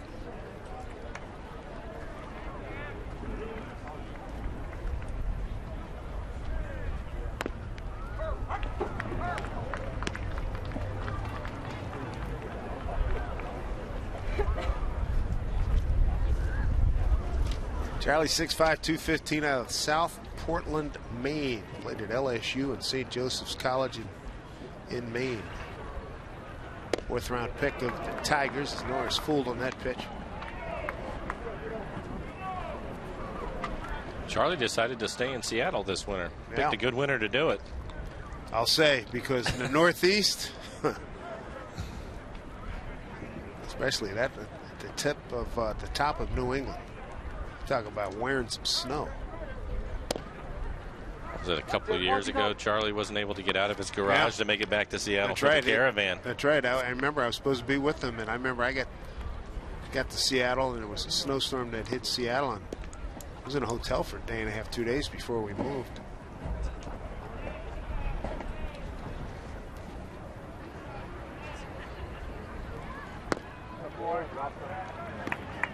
Dino. I remember that well. I remember Kevin Craven calling. He said, "What are you doing? You out in the caravan?" I said, "No, I'm sitting in the hotel lobby. Nothing to do. Nowhere to go. The roads were impassable."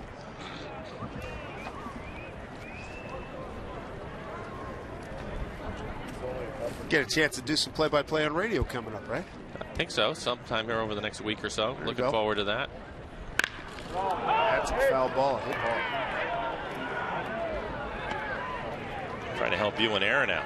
You guys have multiple duties. Yeah, Aaron took off. He's got a hoop game tonight. I'll be leaving on the 18th. NCAA tournament on radio, Westwood 1 nationally. Columbus, Ohio. Should be interesting. Well, hey, want to send Kentucky there? I got no problem with that. I bet. Strike 3 called.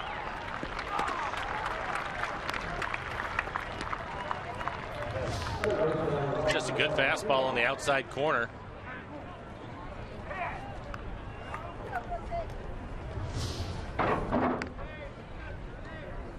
Good news is Charlie also threw a couple of breaking balls in that at bat to Derek Norris, and they were down. Sharper breaking ball. It's good to see. Old Middlebrooks infield hit and a strikeout looking today. Going back is O'Malley. Second baseman coming in. Jones, the center fielder to take charge. Jones puts it away.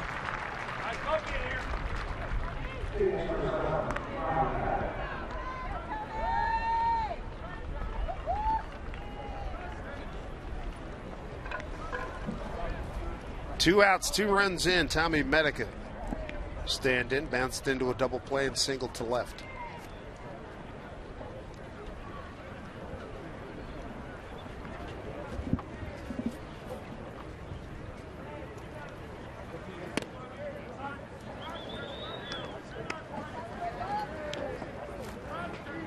Ball 1 from Charlie.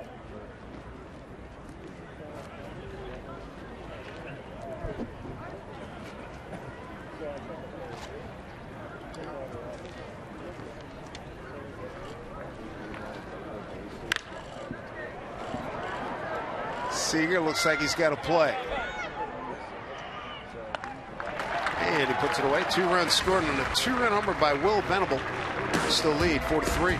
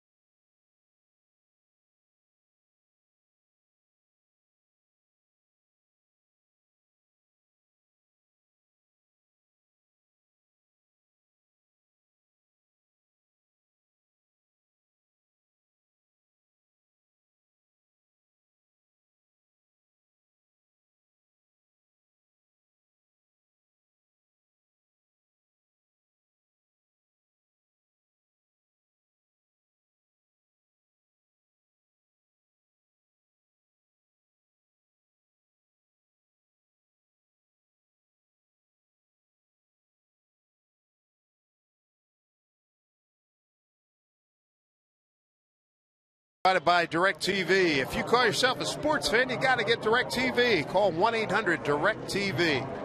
Dave Simpson, Mike Blowers, Root Sports crew. We bring in Bill Kruger again. And fellas, the upgrade in the starting lineup in the batting order from this year, checking back to last year, a significant upgrade here. Yeah, without a doubt. You saw it play out today. Nelson Cruz sitting in between Seager and Cano. How nice was that? And we saw it play out beautifully. The three of them, including Seager, got the 3 hits in the first inning. And, of course, Cruz loads up after Cano doubles and hits a home run. And you know what was interesting, too? Watching Cano and Cruz hit. You know, Cano hits a number on a 2-strike pitch, a fastball in, gets a base hit. The next time out, they throw him a curveball. He hits it down the line for a double.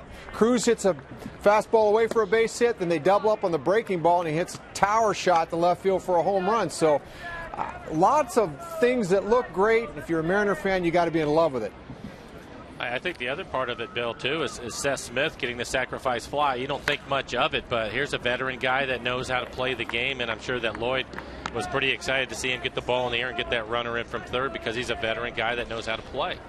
Well, doesn't he pass the eye test? I mean, we've seen him play before, Mike, but he just looks like a hitter. Geez, he covers the plate well. He knows what to do, as you mentioned, how to get the ball in the air to get the guy in from third. I mean, all 3 at-bats, he's 0 for 3.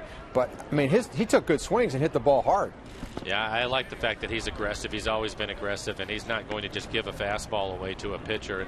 And the last thing, Bill, talk a little bit about, you mentioned it with Cruz hitting between Cano and Seager. Maybe talk a little bit about what that does to the opposing manager as he tries to manage his game, especially later, 7th, 8th, and 9th innings.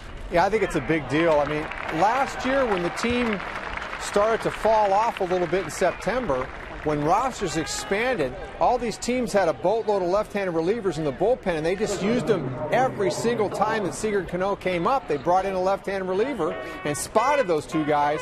Well, good luck trying that strategy this year, because Cruz hits .314 last year against left-handed pitching, and he's got monster power. So that strategy is not going to work, and I think it's going to open up the lineup, help both the 2 left-handers and Cruz. I mean, he's going to do damage, period, no matter who's pitching. I would agree. And Kyle Seager, one of the 3 in the middle lineup, he ends up with 2 hits and an RBI today. It looks pretty good. It's a nice way to start the spring for these guys.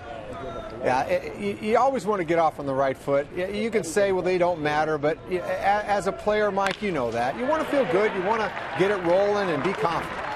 Absolutely. Good stroke there by Logan Morrison. A couple of batters on, a couple of runners on. Jordy Lara, pinch running for Seager. See what Dustin Ackley can do here. And DJ Peterson going to run for Logan Morrison. A good day for Morrison. A couple of hits for Logan today. So Lloyd McClendon, I'm sure, is going to be happy with what he saw today.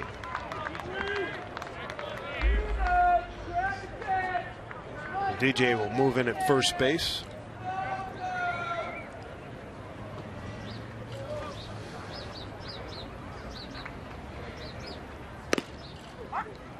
Ackley today has walked and lined out to right.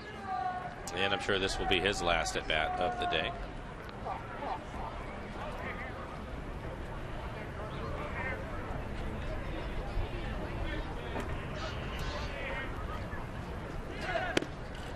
Breaking ball, drops it in there, 0-2.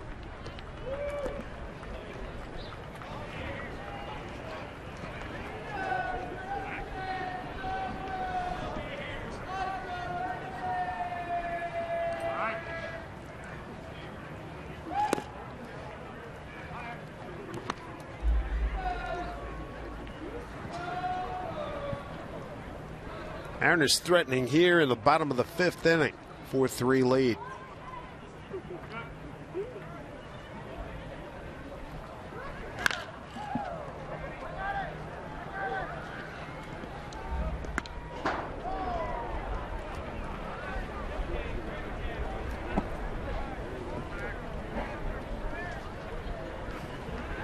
Ackley recently becoming a dad. Welcome the son. He and his wife Justine welcome a young man they named Parson. Said he wanted something different, so he went back and started looking through big league rosters dating all the way back to the 19th century, looking at football rosters, and he came up with an 1890s player whose nickname was Parson, which is part of, it's sort of a religious title. And he liked the sound of it. And that's what they named their youngster, Parson Ackley. So he did his homework. Yeah, he did. Went back. He said, yeah, I went back and looking at all kinds of names. I said, boy, you worked hard, didn't you? And thankfully everything worked out well. The young man, baby, came early. They were driving from Michigan on their way down here to Arizona. Justine gave birth to baby in Oklahoma City, and they recently just got here a few days ago. Had a few problems, but things worked out. Like all of us, get that first child and it's a son, his face just lights up when you talk about it. 2-2. Good at bat. Fell behind 0-2, has worked back to a full count. Mike Zunino waiting on deck. I wonder if we're going to see Ricky Weeks today, or they'll wait to start him tomorrow. I would think he'll probably start tomorrow.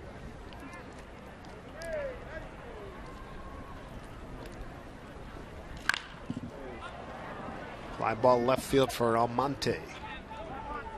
One away. Let's see what's happening with Brad Adam. Brad? Well, Dave, thank you. Time for our CenturyLink link to what's next. Mariners baseball returns Monday when the Mariners host Cleveland. Our coverage from Peoria begins at 1 p.m. In all, you're going to see 16 total games on Root Sports this spring, more than ever before. One down, and, well, we got about, 15 and a half to go. Back to the guys in the 5th inning. All right, Brett, thanks. Mike Zunino, don't forget, fans, single game tickets. They go on sale this Saturday morning at 10 a.m. Zunino bidding for a base hit, and he's going to get it. Lara holds at third. Diving attempt by Myers, can't pull it in.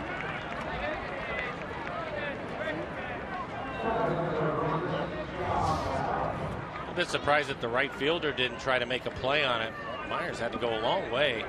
You see it go right off the end of his glove. That'll be a base hit for Mike Zunino. We're going to get another pinch runner, so Mike stays with each other.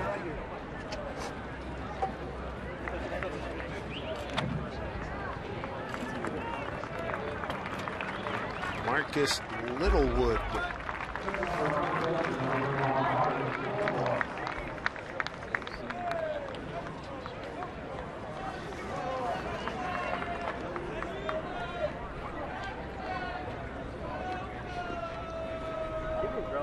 You're showing O'Malley with the bases loaded, 1 out. And it hit him. Got a catcher too. Boy, that's a tough way to go.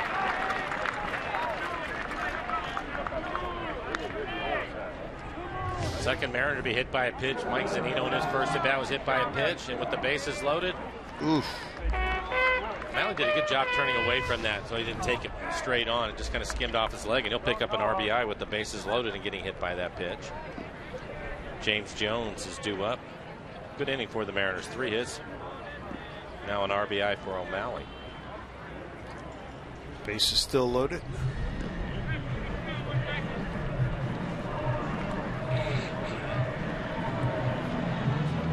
And starting to get some action out in the Padres bullpen, another left-hander.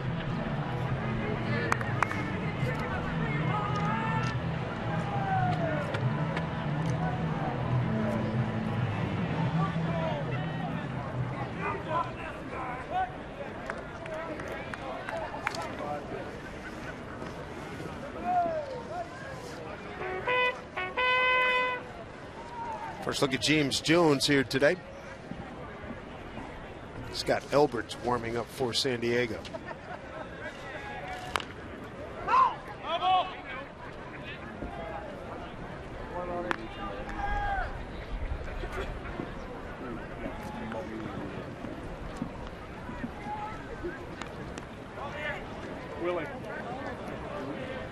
This might be Erlin's last hitter. He looks like he's running out of gas. Andy Chavez waiting on deck. See you, Jones. See you. Peanut. Cracker Jacks. 1-1 to Jones. Mariners have them loaded up with Peterson at third. You got Littlewood at second and O'Malley at first.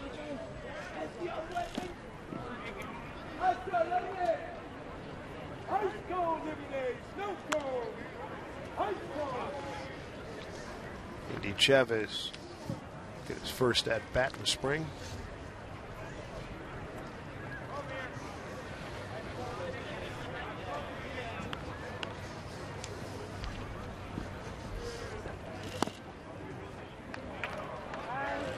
Jones has worked a 3-1 count. Another good count for a Mariner hitter. 21 pitches in this inning for Erlin.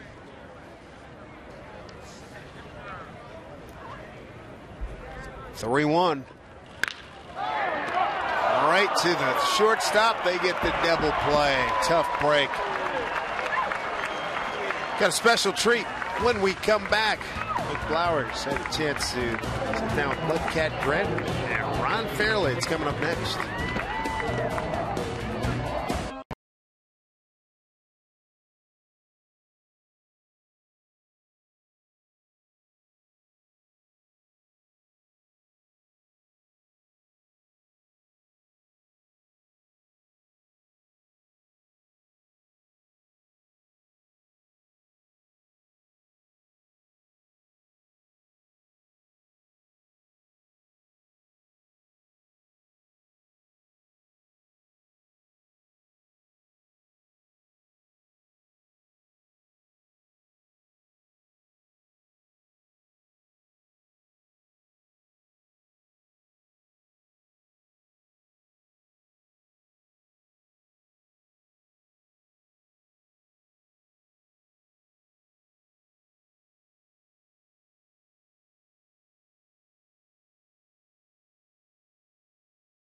Well, you never know who you're going to run into at the ballpark down here in spring training. And we're going to take you back a little way. 50 years, 1965 World Series, the Twins and the Dodgers going at it. And I'm thrilled I had a chance to meet Jim Mudcat Grant, who is here with us today. And, of course, everybody back home probably remembers the Dodger great Ron Fairley. And I just wanted to talk to these guys real quick. Of course, Mudcat, you won 2 games in that World Series, 2-game winner. You're one of the heroes for the Twins in that. And, Ron, 379 with a couple of home runs, swinging it pretty well. But I'd like to hear some of your recollections of what you thought about that World Series. Well, one of the things I thought about the World, first, it was a great World Series. There's no doubt about it. And I want to thank Mr. Yom Kippur that I didn't go against Sandy Koufax. He decided not to play. I should have done something with him, but he hit a home run off me. I thought I had him figured out, but I didn't have him figured out. But it was a great World Series, no doubt about that. You know, I got to tell you something else. I think, Jim, didn't you win 20 games that year? Yes, I did. How about that? 20-game winner, and he won 2 games in the World Series. Tough competitor. But his fastball wasn't quite where he wanted it, and, yeah, I got it, and I hit it out on him. Anyway, what a great year he had. That was a good World Series. When you look at the Twins and the players that they had, Harmon Killebrew and all the other guys that went along with it, you guys had a really good club. Yeah, we did. And, of course, you had speed, you had power. We had power, but we didn't have too much speed. But looking back at it, it's not in the books as one of the great World Series, but it certainly was because of Sandy Koufax and you and a couple of other people. But I got my ring. Where's your ring? I've got another. Well, I've got more than one. I'm sorry. Just I've got that in the safe deposit box. Well, the game ended up going 7 games, so it was a great World Series. And Ron, why don't you tell us about Sandy Koufax, who pitched that 7th game? In the 7th game of the series, the question was whether you pitch Koufax or Drysdale, and we decided to pitch Koufax with just the 1.5 days rest for Game 7. And the reason behind that was it took Sandy too long to warm up. If you start Drysdale and he gets into trouble, it would take Sandy too long to get loose. Don could get loose a lot quicker. So we would start Sandy and go as far as he could. They had Don up a couple of times in the bullpen, but then Sandy kept getting out of the inning and then finally found the location of his fastball, and that was pretty much it. So there you have it. A number of Hall of Famers played in that World Series, and 2 of the heroes are sitting here with me today, here in Peoria of all places, if you can believe it. So it was a pleasure to meet both of you and talk to us for a few minutes. Well, you're right, Mike. You never know who you're going to see or meet walking the concourse of a Major League Baseball game as Litke gets the strike out there. You know, baseball guy your whole life, Mike, had to be a thrill for you to go back and talk about that World Series 50 years ago, especially with the guy you know so well, and Mr. Fairley. Yeah, it was great, and I had a chance to talk to both of them, Mudcat and Ron, before we actually started the interview, and it was funny to listen to them go back and forth, and Ron talking about Mudcat trying to get a fastball by him and wasn't able to do it, and Mudcat saying that, yeah, probably should have gone to the breaking ball there, but they're really good friends, and they got along great, and it was just really cool to talk to some guys that played in the World Series 50 years ago. Some neat history. Really good stuff. Really good. And that was, I'm old enough to remember that series. I thought that was outstanding. Right now, let's bring it back to the 2015 Mariners, and Logan Morrison joins us right now. Dave Sims and Mike Blowers. Loman, how you doing, man? Doing great, guys. This confirms that I have a face for radio. 2 for 3 day, my man. Swinging the bat pretty well today. You look good up there. How'd it feel? It felt different. It's going to be a long road back. There's some pitches I should have drove. A little out my front foot and got jammed on both of those, but they fell in. I'll take it. Logan, a little bit different for you this spring. Last year you were playing some outfield and first base, so now you're over at first base and going to get a chance to play over there every day. Chance to get some at-bats, which I know you're probably thrilled at. So don't get too concerned here first day of spring training. You got plenty of time to get there. Just stay healthy. That's it. Just stay healthy, and the swing will come, hopefully. Just keep working, getting better with that. And you're right. If we get out of here healthy, that's a win. Well, I think today you were hitting 6th in the lineup. I think that's going to be a great spot for you with the hitters that you have in front of you. You're going to get lots of opportunities to drive in runs this year. Yeah, definitely. Unless Cruz just takes all of them like you did that one inning, but I'm good with it either way. If we're winning games and putting up runs, it doesn't matter who's driving them in. It's going to be a fun year, and it's going to be fun knowing that when you come to the ballpark every day, it doesn't matter who's pitching against us. We have a chance to score a lot of runs. Absolutely. The great second half that you had, particularly in the last 6 weeks, what was the greatest thing that you take away from that you and bring it into this season? I think it was just the mentality of it didn't matter, what the situation was, whether we were tied 9-9 in Anaheim. I'm sorry, we were tied 0-0 in the 9th at Anaheim with 2 outs, coming up with a big hit there, getting the home run. Didn't matter the situation, just knowing that and having confidence in myself and just being loose and relaxed and take a good swing and let the rest happen. I think that's where you got to go. Well, you're on the right trail. Thanks so much for joining us, man. Good luck. All right, boys. Thank you. All right, you bet. Take care. Logan Morrison joining us here. We'll take a break. Mariners have a 5-3 lead as we go to the bottom of the 6th.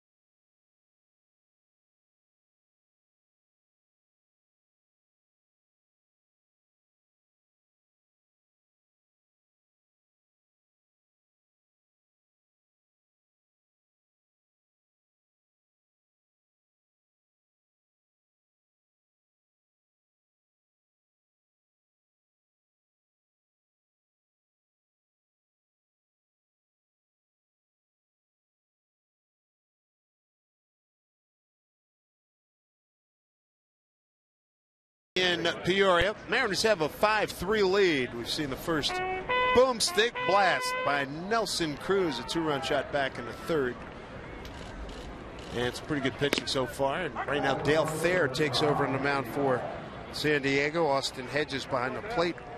Taylor Lindsay at second base. Alex Dickerson at first. And Reimer Liriano in left field. And the batter's Endy Chavez to lead it off.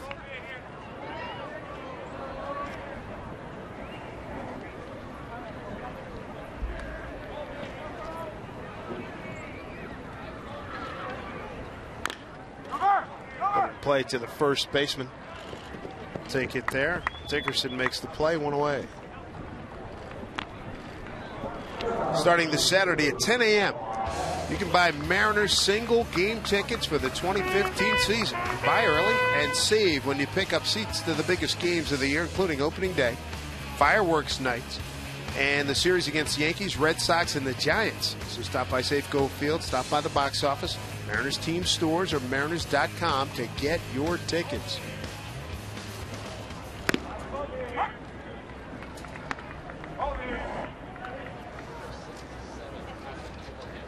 Patrick Kivlehan is on deck. Boy, he had a good game yesterday. Tel Marte is the hitter here.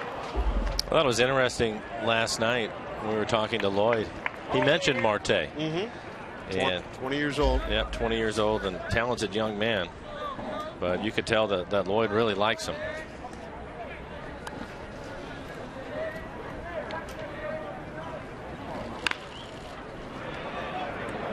Going to drop in for a base hit. Give it a big turn.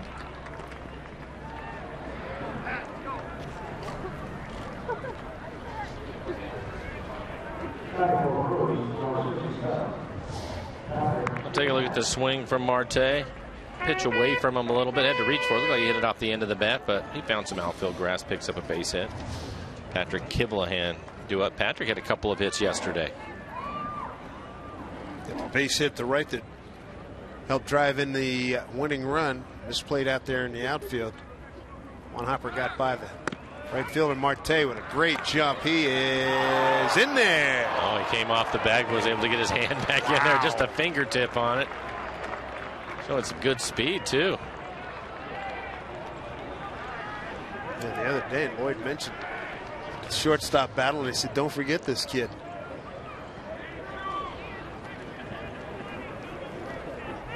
Oof, he just got it back in.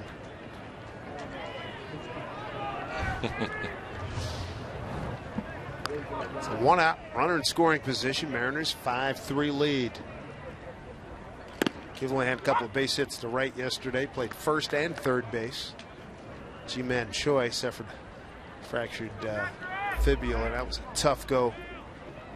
And ends his season. So I'm wheeling himself back in today. He'll have the operation coming up shortly.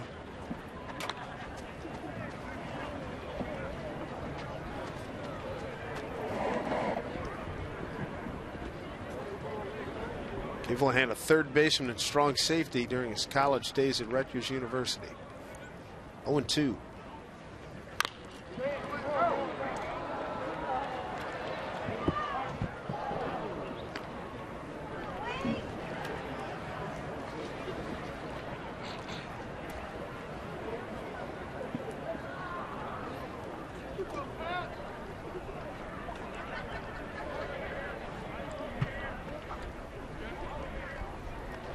They're ready. 0-2.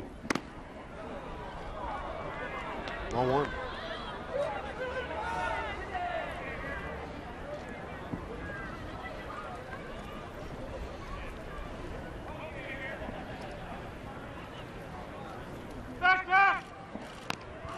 Talked to Mudcat Grant yesterday. Did he look good or what? 79 years old. He looked great. Sharp. He probably sat out there signing autographs for probably the better part of 5 hours yesterday. He was here before the game, and he was still there when the game was over. Yeah, I saw him at 12:15.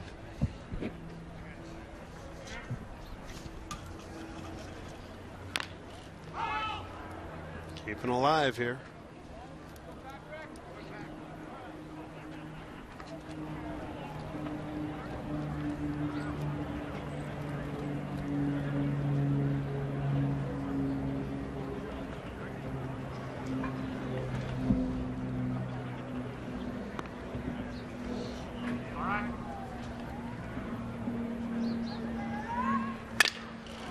Getting back, or comebacker. Marte will hold it second.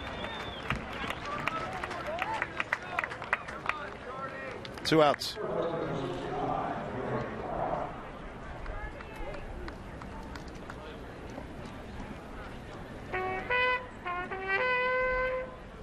There's Jordy Lara. entered the game as a pinch runner back in the 5th.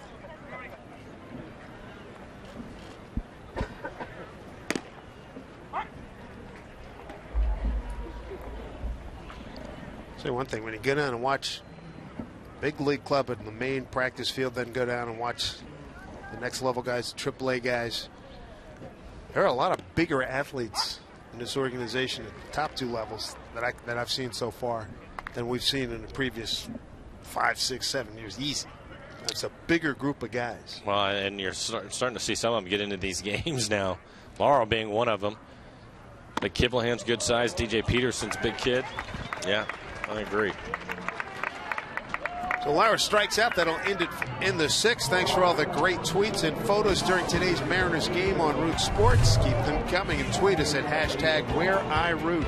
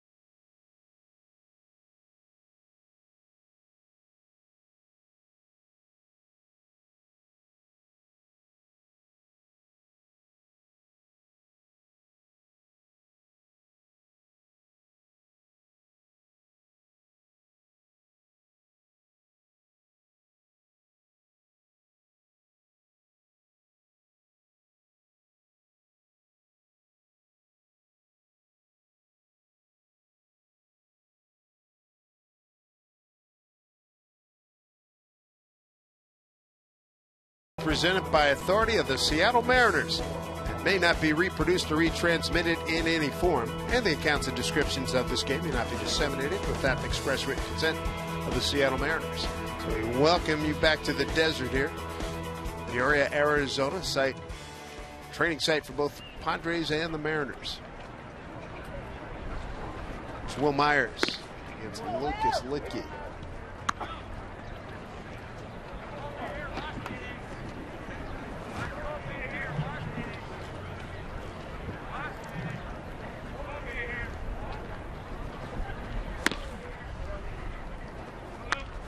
Second inning of work for Lucas. Pitched well in the 6th inning. Picked up a couple of strikeouts. An up and down year last year. 2 years ago, Rule 5 guy made the club and was very effective. Well, I think one of the things is with the Mariners having the best bullpen, a lot of power arms out there. They just ran out of room for guys.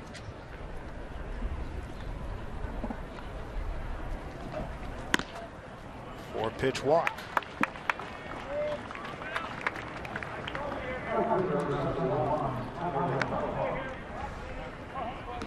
Well, you want to see if you have a power arm. Let's step up and over the speed pitch. Something. Yeah. And the orthopedist is standing by. Pretty good. Do you have to throw a strike? It does help, right? Yeah. Come on, Hunter.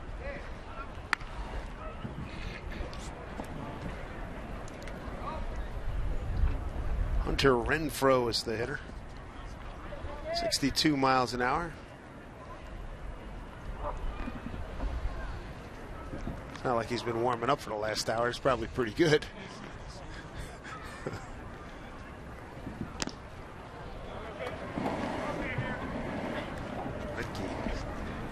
throw a strike here.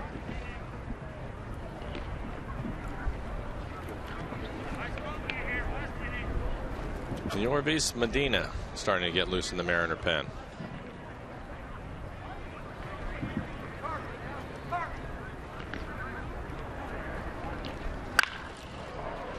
Play opportunity booted. Everybody's safe.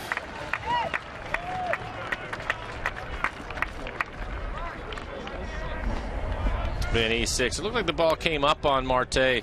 Marte playing shortstop now. He was taking over for Brad Miller. And right there off the heel of his glove, if it was stayed in front of him, I think they still would have at least had a play at second.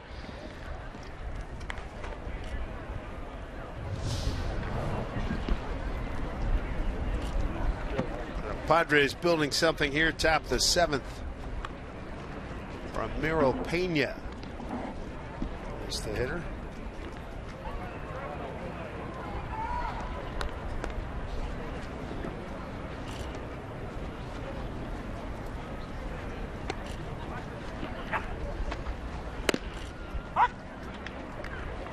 Starts him off with a strike.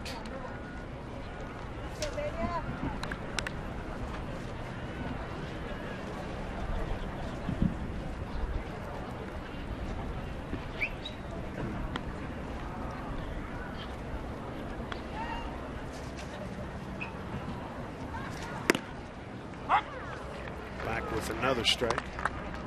And the Mariners have talked about needing a second left-hander out in their bullpen, so I'm sure Lucas has his eye on that.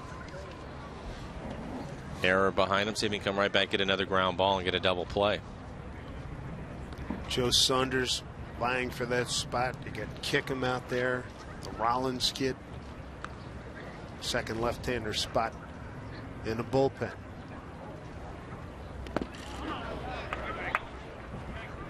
And a good play by Baker. Mike Zunino started the game. Baker in now.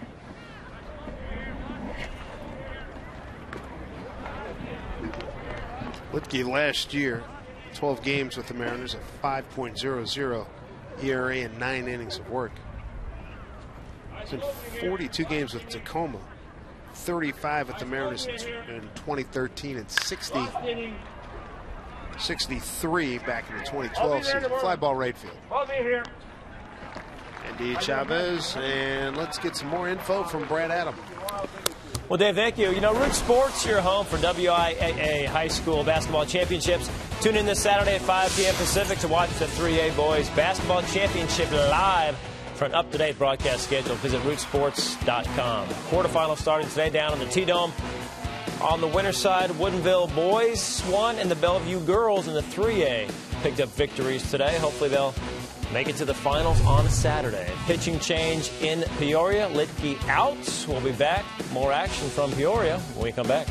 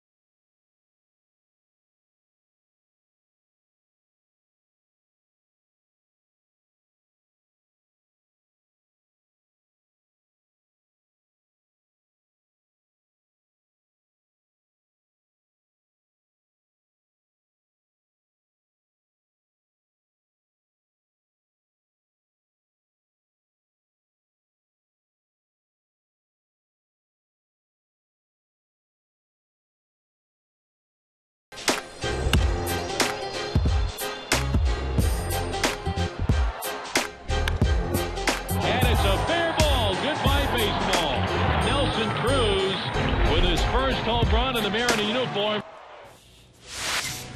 Fun to watch Nelson Cruz in that offense today. Mariners leading 5-3, top of the 7th. Padres do have a couple of runners on. And remember, we want to know where you're watching today's game. Show us by sharing photos of you and your friends cheering on your team. Use the hashtag WhereIRoot on Facebook, Twitter, or Instagram. and you could be featured on our air like these fans, like Shane from Montana. We love that. Keep them coming. Your chance to get on air, not just today, but all the remaining spring training and regular season games coming up for the Mariners right here on Root Sports. As we told you, Lucas Litke, his day is done. Pitching change for the Mariners. We're going to see the debut, or the spring debut of Yoenis Medina. He's ready to take the mound in a little bit of trouble, David Mike. Yes, indeed, Brad. Thank you. One out, couple of men on.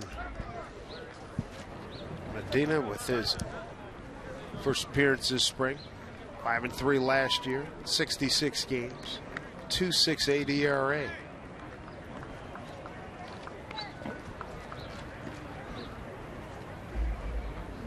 Middle third of the season had a really good run. Got Myers. He's at second. And at first, Hunter Renfroe. Reimer Liriano is the hitter. I was watching Medina get loose, and he's throwing all fastballs. The last pitch was a breaking ball, and he starts Liriano off with a breaking ball and missed off the plate away. It's a good fastball in the outside corner.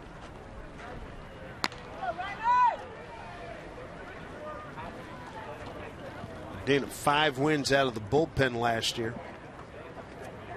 Led the Mariners with 21 holds, 12th in the American League.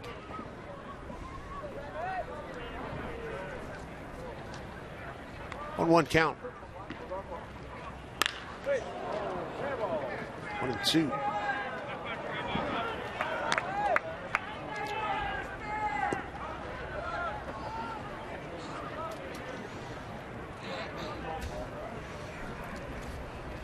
Opponents hit just .229 against Medina last year.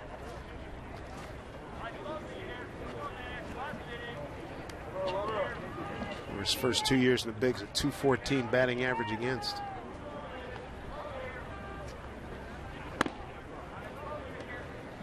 Hit a knee buckler against Lexi Ramirez. He went through a couple of stretches where he was almost unhittable. The last breaking ball, it looked like he just overthrew it a little bit. Medina throws everything as hard as he can.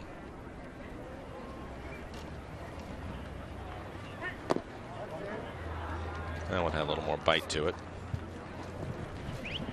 Run a full count to Reimer Liriano. Will Middlebrooks is on deck.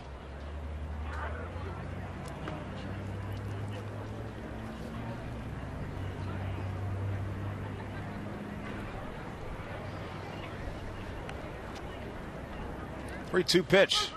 Breaking ball. Throw down to third. Got him. Strike him out. Throw him out. Double play here to end the San Diego 7th. Mariners have a 5-3 lead on this gorgeous day here in Peoria, Arizona. So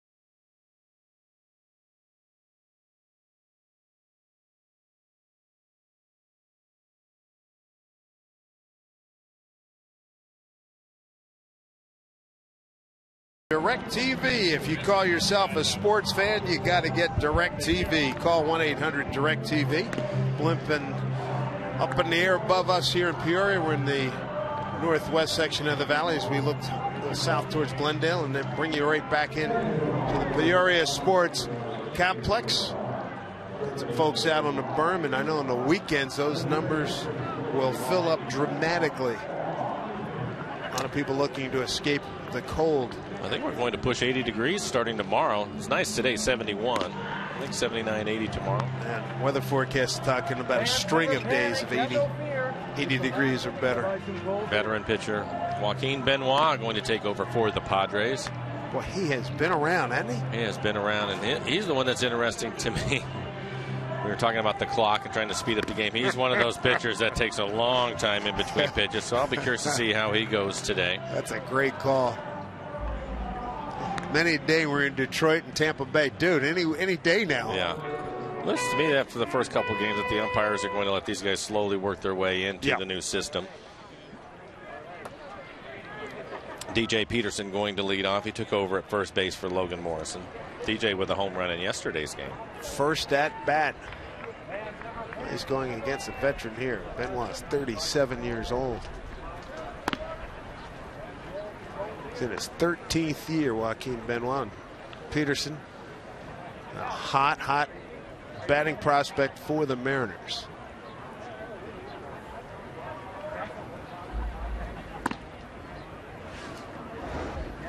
Take a look at the home run that Peterson hit yesterday. Fastball up out over the plate. Wynn was actually trying to knock it down, but it was a screaming line drive that clears the fence. His first home run of the spring. DJ heading to count 2-0. Randall.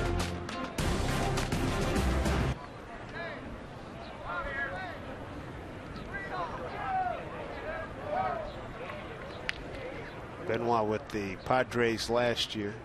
4.2 record, a 1.49 ERA. There's a strike. Joaquin's been with Texas, with them from 01, 2008. Then since then, Tampa Bay, Detroit, and San Diego.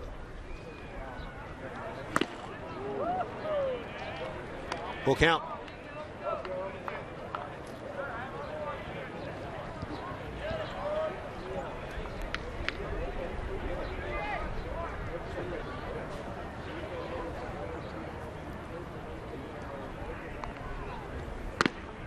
And DJ Peterson, leadoff walk here in the 7th.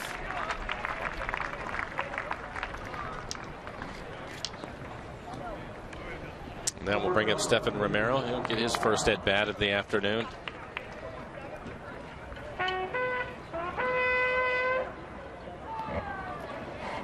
Getting a chance to play left field today.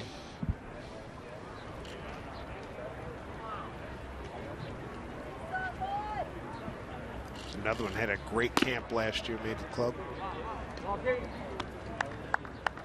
Swinging that bat. Well, last year they were looking for a right-handed hitter to help them out against the left-handed pitchers, and Stephen Romero had a good spring, as you mentioned, Dave. Made the club. A chance to play at 72 games, hit a .190. 3 home runs. Mentioned yesterday, just a big one in Atlanta. I believe it was the middle game of a 3-game sweep.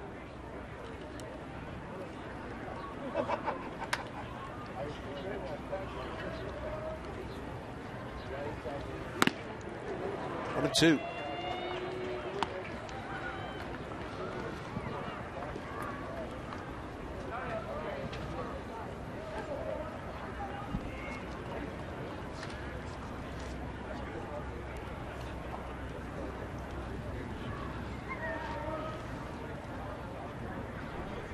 Ball and 2 strikes. Pitch. Swang and a miss. Down goes Romero. 1 away, 1 on here in the 7th. Mariners lead 5-3. We'll bring up John Baker. Took over the catching duties for Mike Zunino today.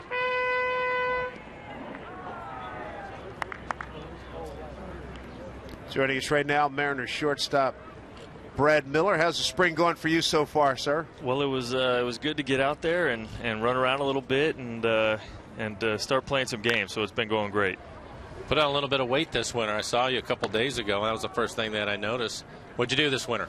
Yeah, just trying to take advantage of my time off and really hit the weight room hard and put my body in a good spot coming here to camp. So I feel great.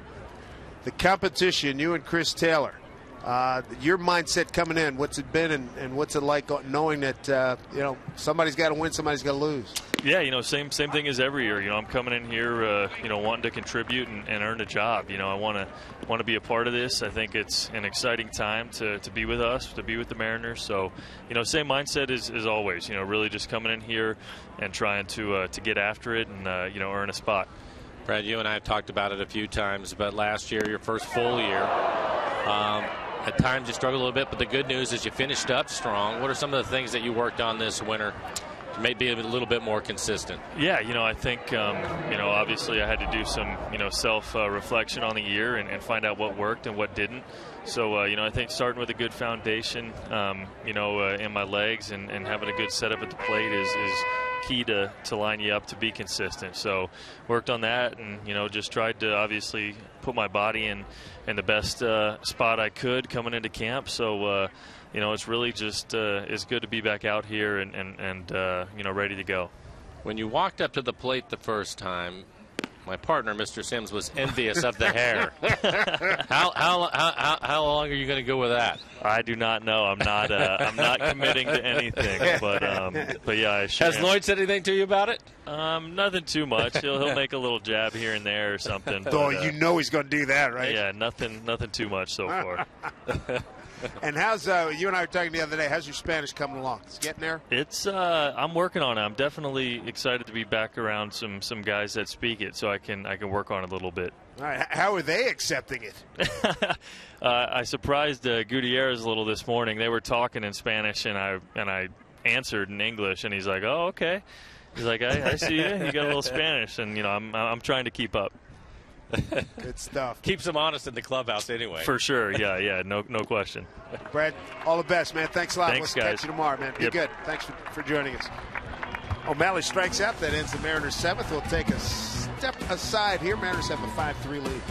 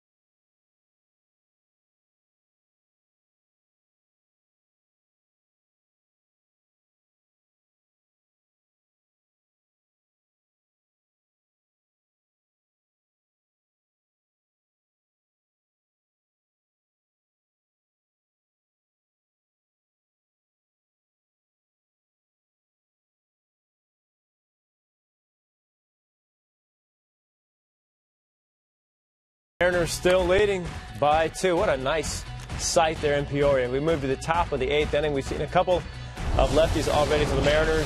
One of the few roster spots open this year is that second lefty in the pen. We saw Charlie Furbush, Lucas Litke, saw Kickham and Rollins yesterday, Perez, Joe Saunders, Tyler Olson. Bill, important that Lloyd is saying is going with a 7-man bullpen and a second lefty. I guess the job's somewhat up for grabs right now. you'd have to think. Some candidates are going to be vying that we've seen already. Of course, Rollins, the Rule of 5 guy. We saw him yesterday.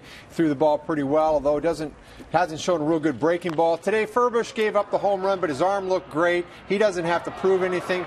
Litke, he had a good inning in the third, struck out the 2 lefties he faced. Didn't like the fact that he had a leadoff walk in his second inning, but he's tough on lefties. His numbers are really good career-wise. And then we're going to see Joe Saunders here at some point perhaps today, so the battle wages on. I'm interested to see how he does as a reliever, predominantly a starter throughout his career. So we go back to Peoria.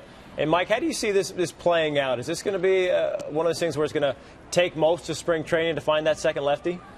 Well, I think, again, it's going to come down to Lloyd and what he wants out in that pen. I know that some people have even talked about Elias, if he doesn't win the starting job, putting him out there. And I think part of the deal, especially in April, and Bill knows this, you need a couple of guys out there that can eat up a few innings for you because the starters typically aren't going to go deep into games. So I'm wondering if maybe that lefty is going to have to be able to do a number of different jobs. But I think it's going to go down all the way to the end of spring training before they make a decision on that. So hopefully these guys continue to pitch well. Well, I would tend to agree with you, Mike. I think that second lefty, you want somebody that gets lefties and righties that can, pitch through the lineup. That would be a nice luxury to have as opposed to being a one-out specialist. And I like the idea of Elias there, but I don't want to sell him short because he could make the squad as a starter. I love him as a starter, but you remember back when Joel Pinheiro made his debut in his first year or so with the club, he pitched in that role where they extended him and he got some work and was able to kind of continue to be a pseudo-starter even though he was in the bullpen. I think that'd be a great role for Elias and maybe get him to be a slight bit more aggressive in attacking hitters.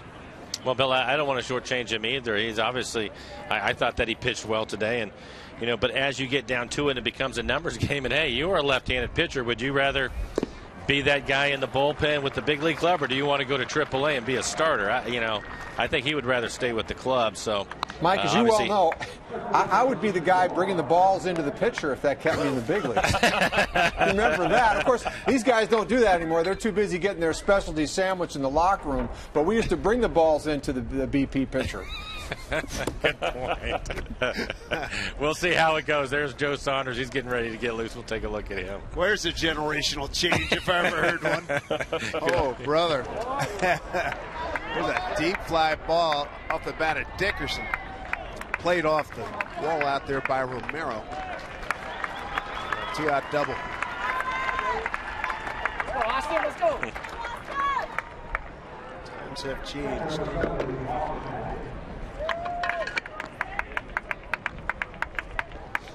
Medina gets 2 quick outs and then gives up a double.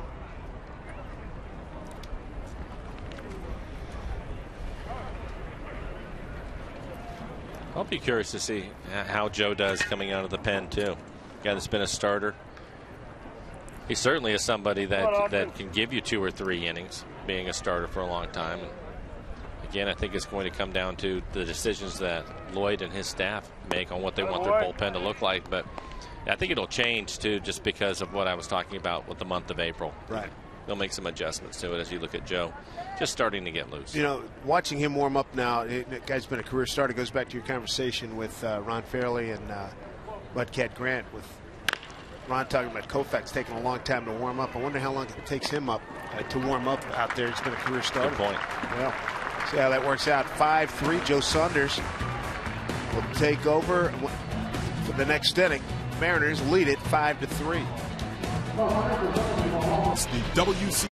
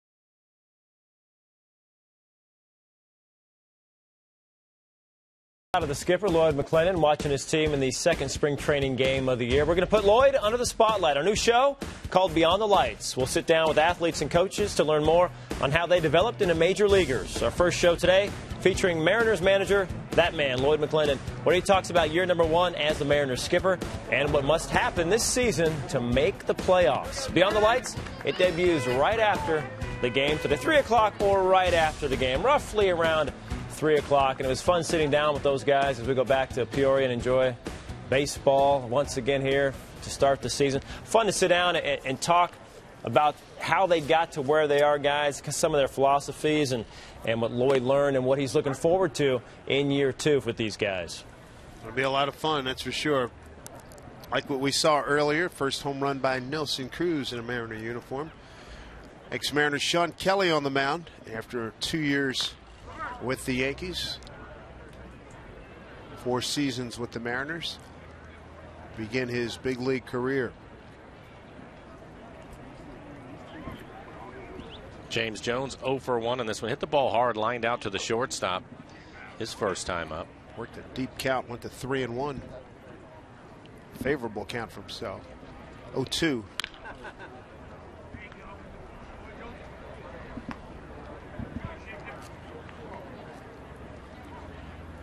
Jones, Chavez, and Marte top of the order here for the Mariners.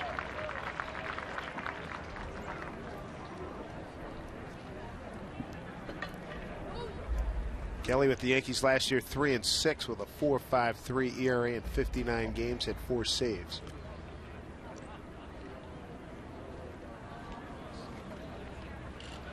Back in 09, he was a 5-4 pitcher for the Mariners, then went 3-1. Jones, hard base hit to right.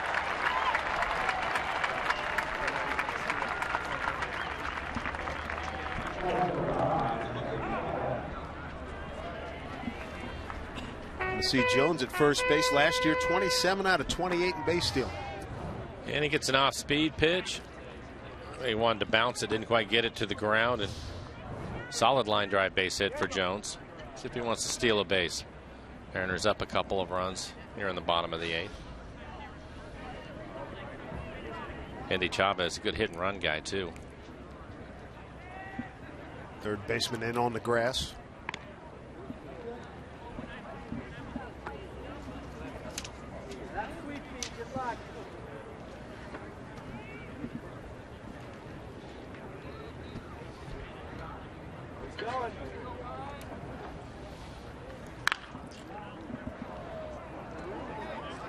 Strike 1 to Andy.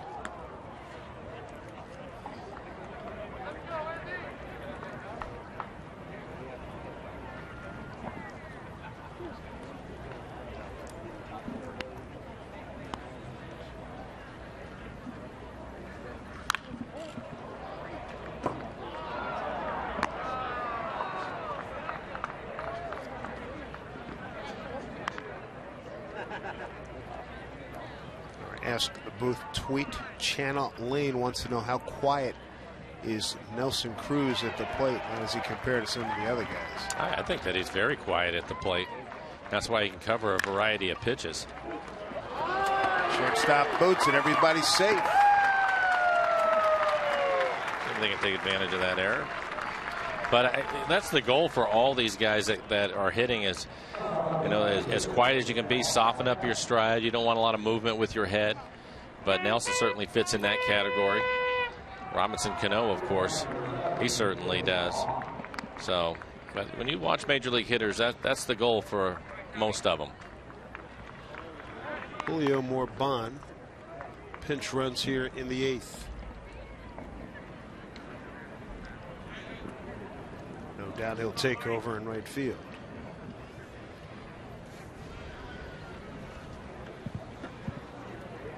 Here's Marte. He had a base hit his last time up. Base hit to left field. Added a stolen base as well. Good speed out there.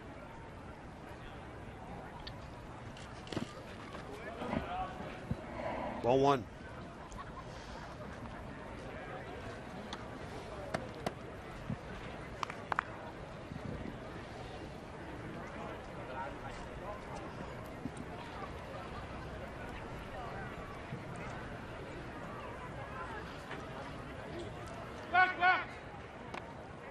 Jones back safely.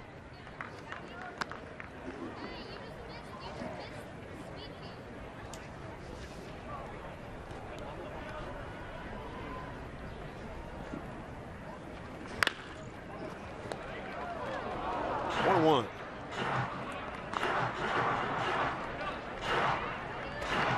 Marte had a good year last year. Hit 304 Double-A. Run, Kelly. As Dave mentioned, stole a base after getting a base hit his last time up, showing a lot of speed. Breaking ball for strike 1 and 2. Don't forget, single game tickets are going on sale Saturday morning at 10 o'clock. Don't forget about second base.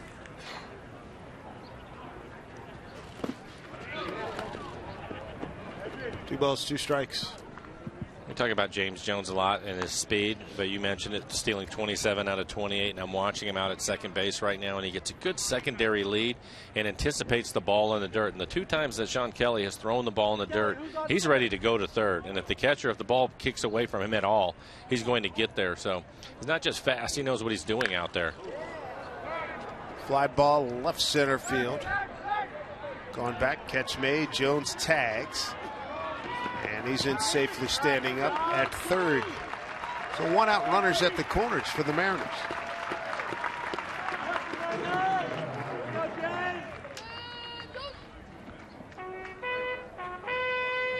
RBI opportunity for Patrick Kivlehan. Tap back to the pitcher in the 6th inning. If you missed yesterday's game, Patrick had a couple of base hits, both of them going to right field. Good year last year. We kept hearing his name, then played in the fall league, played well there, getting a chance here in spring training. He really helps himself too, because he can play a number of positions, both corner spots on the infield and left and right. That's huge.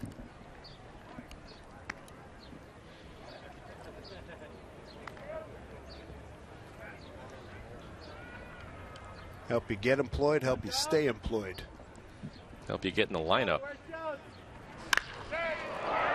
It's this well. Center field and deep. Patrick Kivlehan with a 3-run homer. 8-3 Mariners. Well, he's had a heck of 24 hours, hasn't he? It was one of the ones I wanted to see this year in spring training. We talk about the young hitters, and Kivlehan was one of the guys we wanted to see, and off to a great start. Again, 2 hits yesterday, and now this home run, a 3-run home run. He really does a good job staying behind the ball, doesn't he? Yeah. Using his lower half, towering fly ball out to left center field, and it's back there probably about 20 feet over the fence.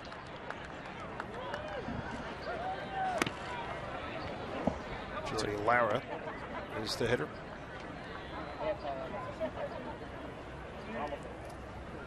That is a good poke. Cleared the 410 by a lot. Back up the middle, Jordy Lara with a base hit.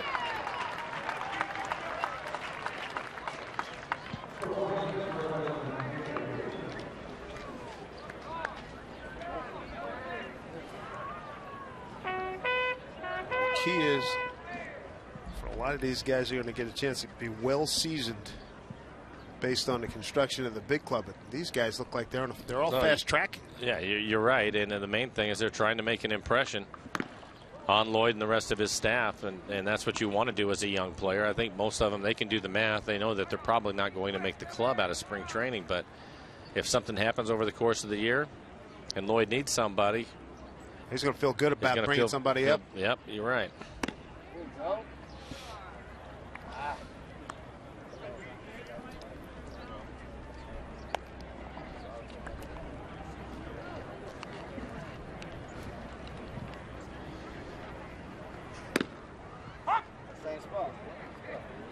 Matthew Hunter wants to know the most important thing for a young player to take out of spring training. Good question. I would say mouth shut, ears open. You get a chance to be around Robinson Cano and Kyle Seager, Nelson Cruz, a lot of the veteran guys. You want to watch what they do, but more importantly, you want to listen as much as you can. Pick their brain when they're having conversations with the manager or other players. Listen in. It's the best way to learn. Who'd you listen to for the most part? I was real lucky.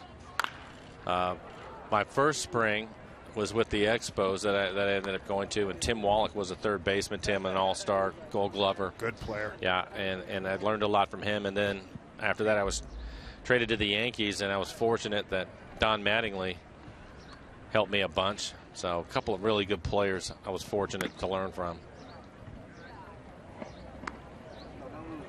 But you'll find that these guys, and we talked a little bit about it earlier with Kyle Seager and Robinson Cano, take advantage of those guys, and they keep talking too. They continue to learn as they move along, and that's something that you have to remember. Back up the middle, DJ Peterson with a base hit on a 3-2 pitch. It's a short, compact stroke again. Was able to stay on a breaking ball this time. It looked like Sean Kelly threw him a slider. Didn't try to do too much with it, just hit it hard back up the middle.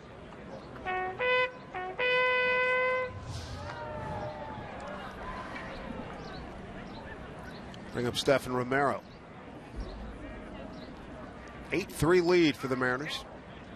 3-run homer by Patrick Kivlahan here in the 8th. Nelson Cruz, his first Mariner home run. That was in the 3rd.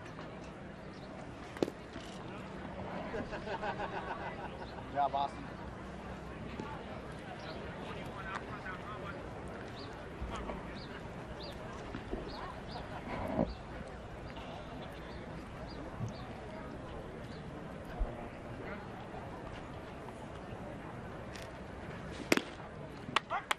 Count evens at 1-1.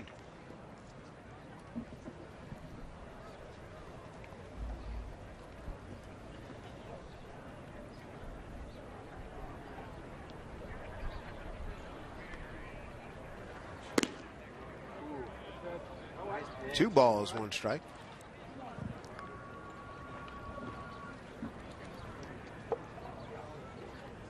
Young players of the Mariners taking advantage of an error in the inning.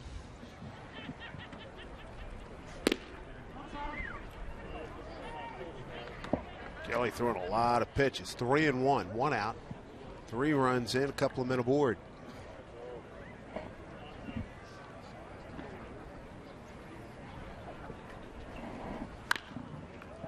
Right over our heads.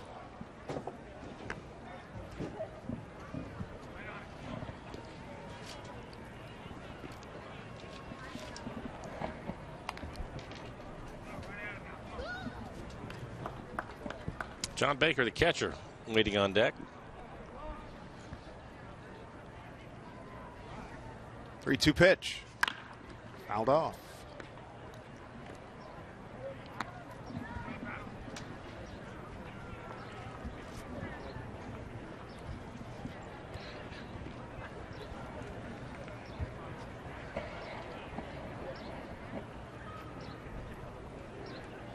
Mariners have banged out 15 hits. Romero putting up a good fight here. Hey, nice catch right in front of us. Basket catch.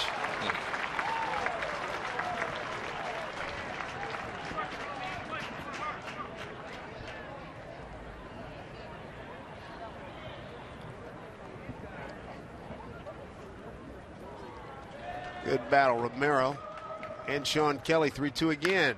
Fouled off again. It's a pretty good pitch.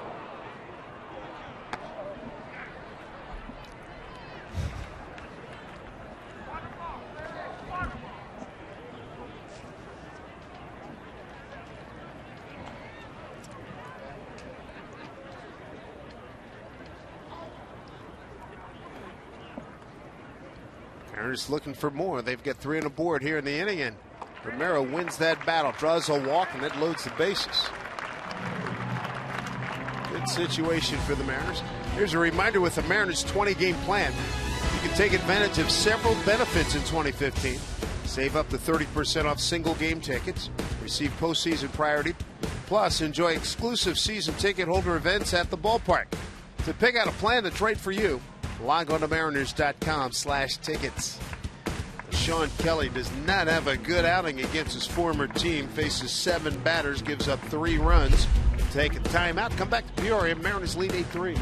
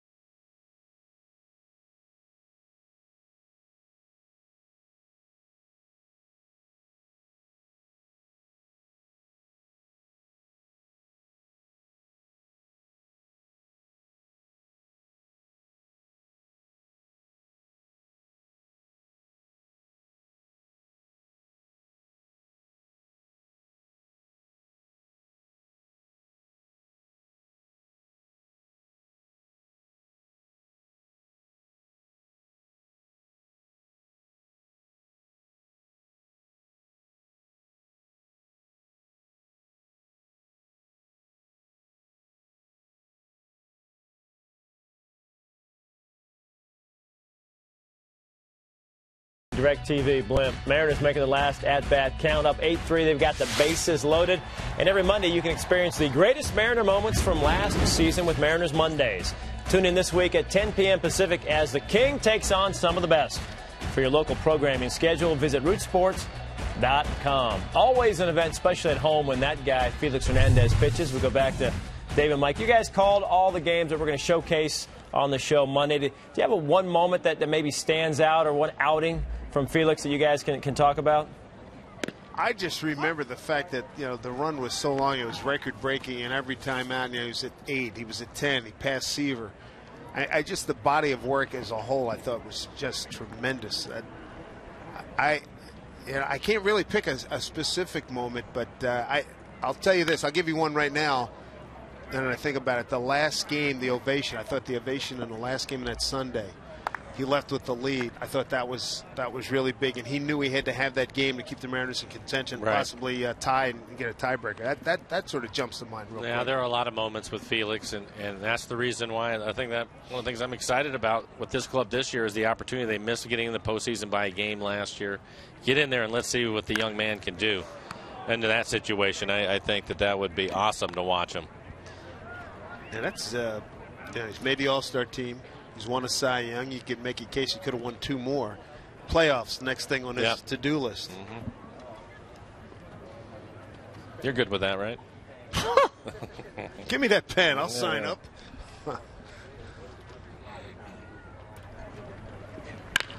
Baker puts it in play. Whoa! Almost a 1-2-3 double play. Ball goes into foul territory in right field. Couple of runs score. And thankfully, the first baseman did not get hurt. That's why Ji-Man Choi got hurt yesterday for the Mariners. An errant throw, and he got hit by the runner. It looks like Elbert didn't get a handle on it right away, and then he just a little bit of a lob or a toss or something, and I think that threw the catcher off and helps the Mariners out as he fires it down the right field line.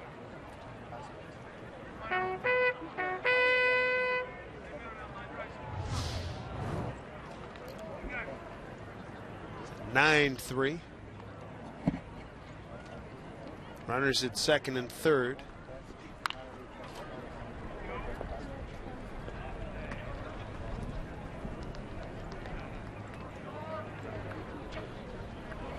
Padres helping the Mariners out with a couple of errors.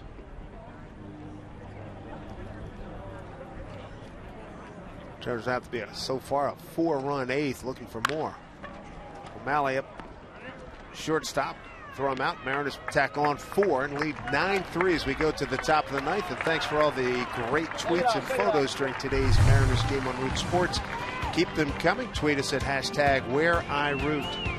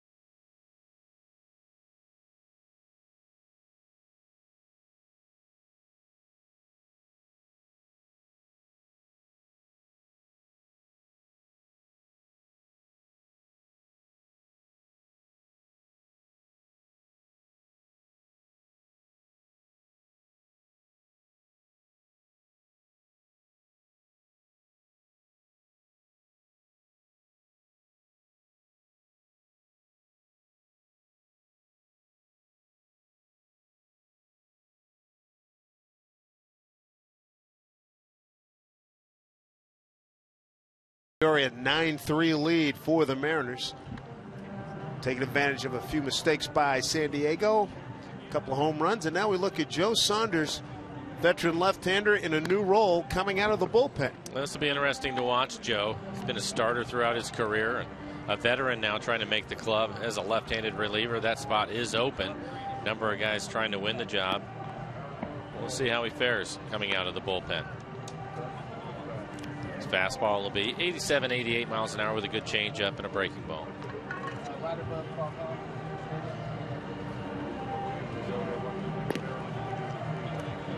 Joe had a nice run at Safeco Field as a visitor and then as a starter for the Mariners. Great record at Safeco Field. Safeco Joe is named, thusly named.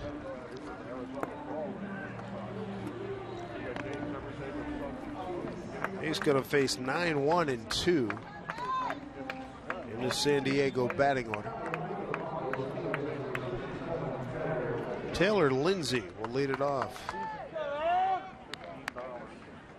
And this is something I'm sure that William McClendon's going to watch closely. How Joe is going to do against the left-handed hitters.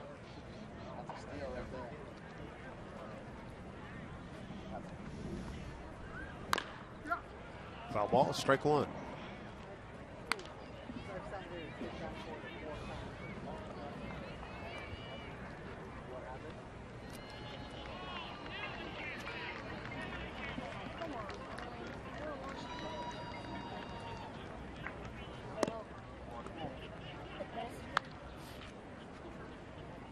Joe not overpowering. He's got to hit his spots.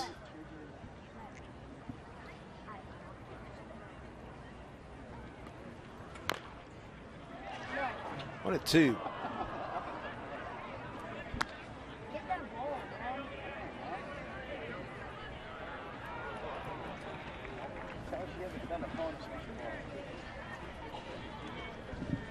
Mariner home runs today.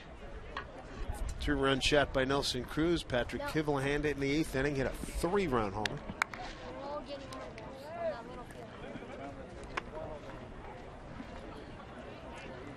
Elias, Farquhar, Romano, Litke, Medina, and now Saunders on the mound.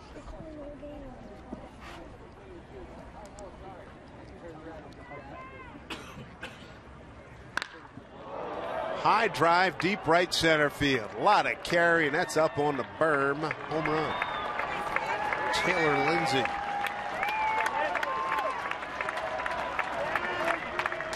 On a 2-2 pitch.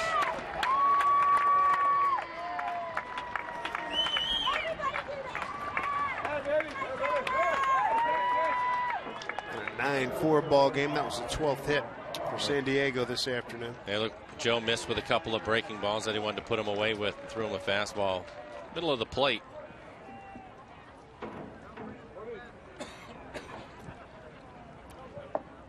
It's Diego Goris.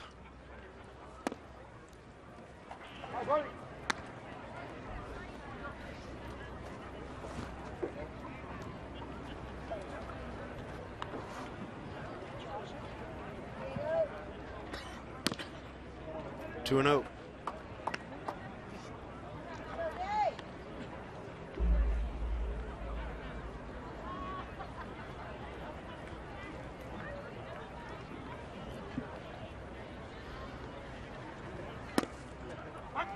Back with a strike. Joe Saunders, 33 years old, out of Virginia Tech, and his big league career with the Angels. Went to the Diamondbacks in 10 and 11, 12, then Baltimore, and the Mariners, since then Texas and Baltimore again. And I was just trying to work off the outside edge of the plate.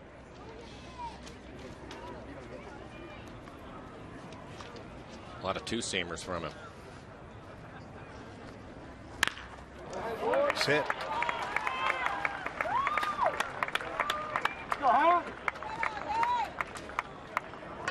First two men have reached against Saunders.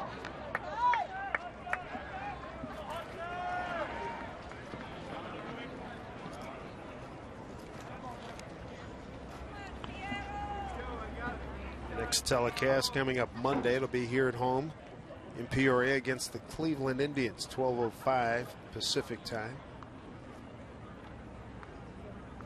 4 TV games next week. Cleveland Indians, Colorado Rockies, Milwaukee Brewers, and the Dodgers.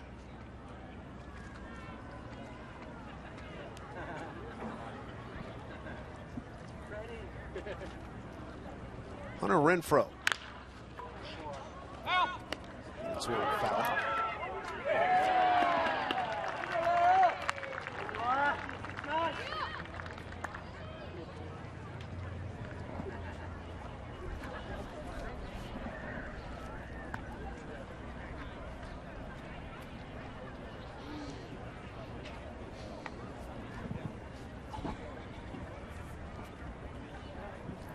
One from Saunders, man aboard. He'll throw to first, get the out there. Gorris down to second.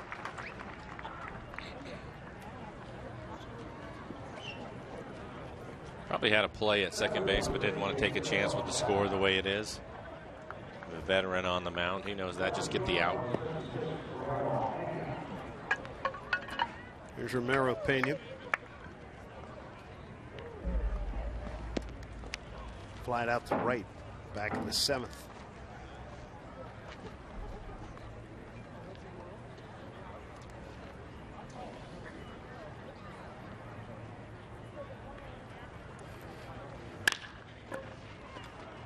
Oh, Marte having a tough day here today. Second error.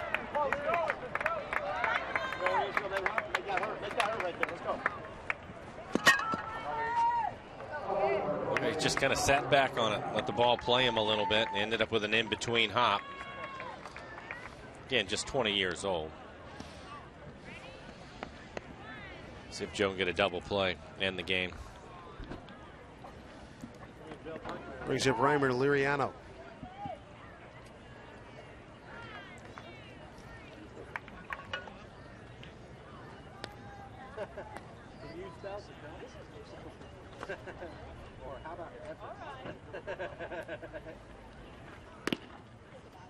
Both teams recorded 2 errors today.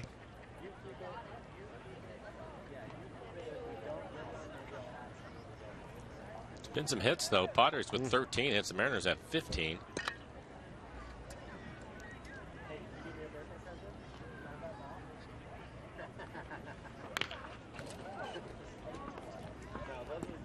One to Liriano. Medina struck him out on a 3-2 pitch back in the 7th.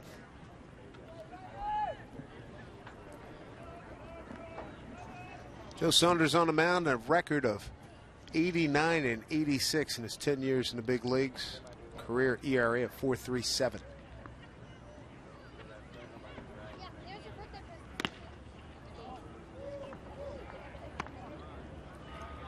Two and one.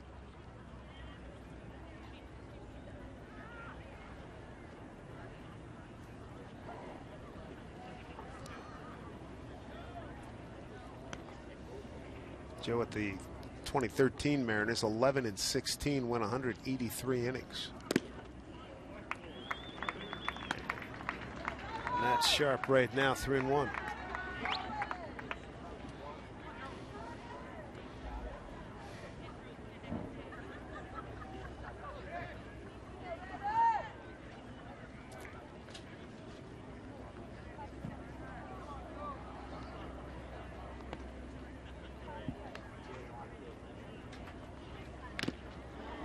Fouled into Baker's glove. Full count.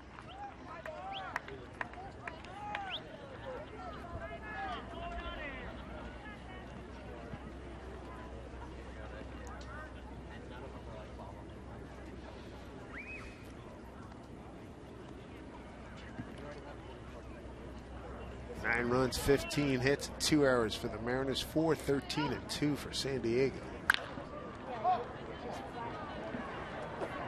Bond towards the line, no play.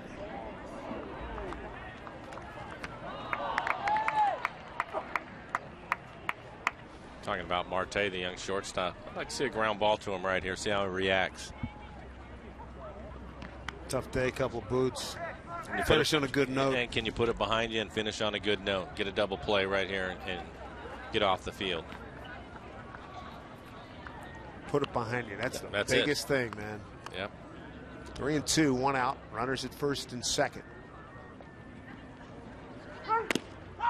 Strike 3 called. 2 away.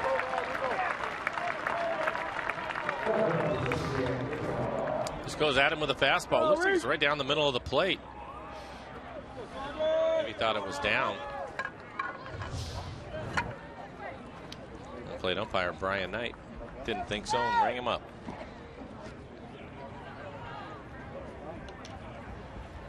Might have noticed during the offseason, one of our favorite umpires, Tim McClellan, hung it up.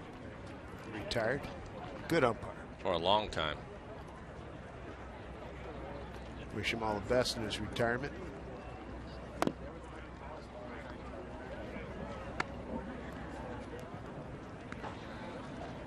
He had a lot of great moments, but you can't shake the video of George Brett coming out after him. That's what I think about every time I would see Tim. I would think about that. Think about that in his delayed strike 3 call. Right. Trademark. Yeah. Trademark. Good umpire. Yes. And for a tall guy, too, you know, that didn't affect him. I thought he had a darn good grasp. He's, what, 6'7"? Oh, 6'6" easy, yeah. Yeah, no question. I used to laugh when we first started. He would get you every time. That was...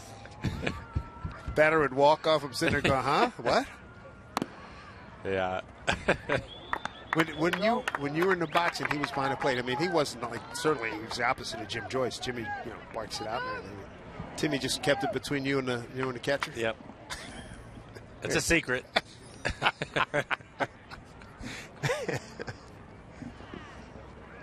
3-0. Back with a strike. Hey, in terms of seniority, he was right up there. I liked him because you could talk to him. Right. Yeah, as a player. As a player, yeah. You could ask him where pitches were. Yeah. If you had a disagreement, you could talk to him about it. 3-1. Bases are loaded.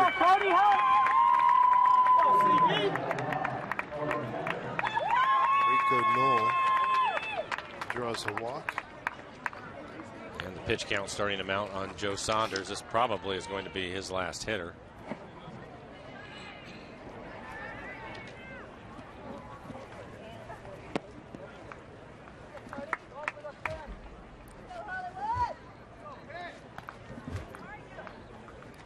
Cody Decker. He steps in.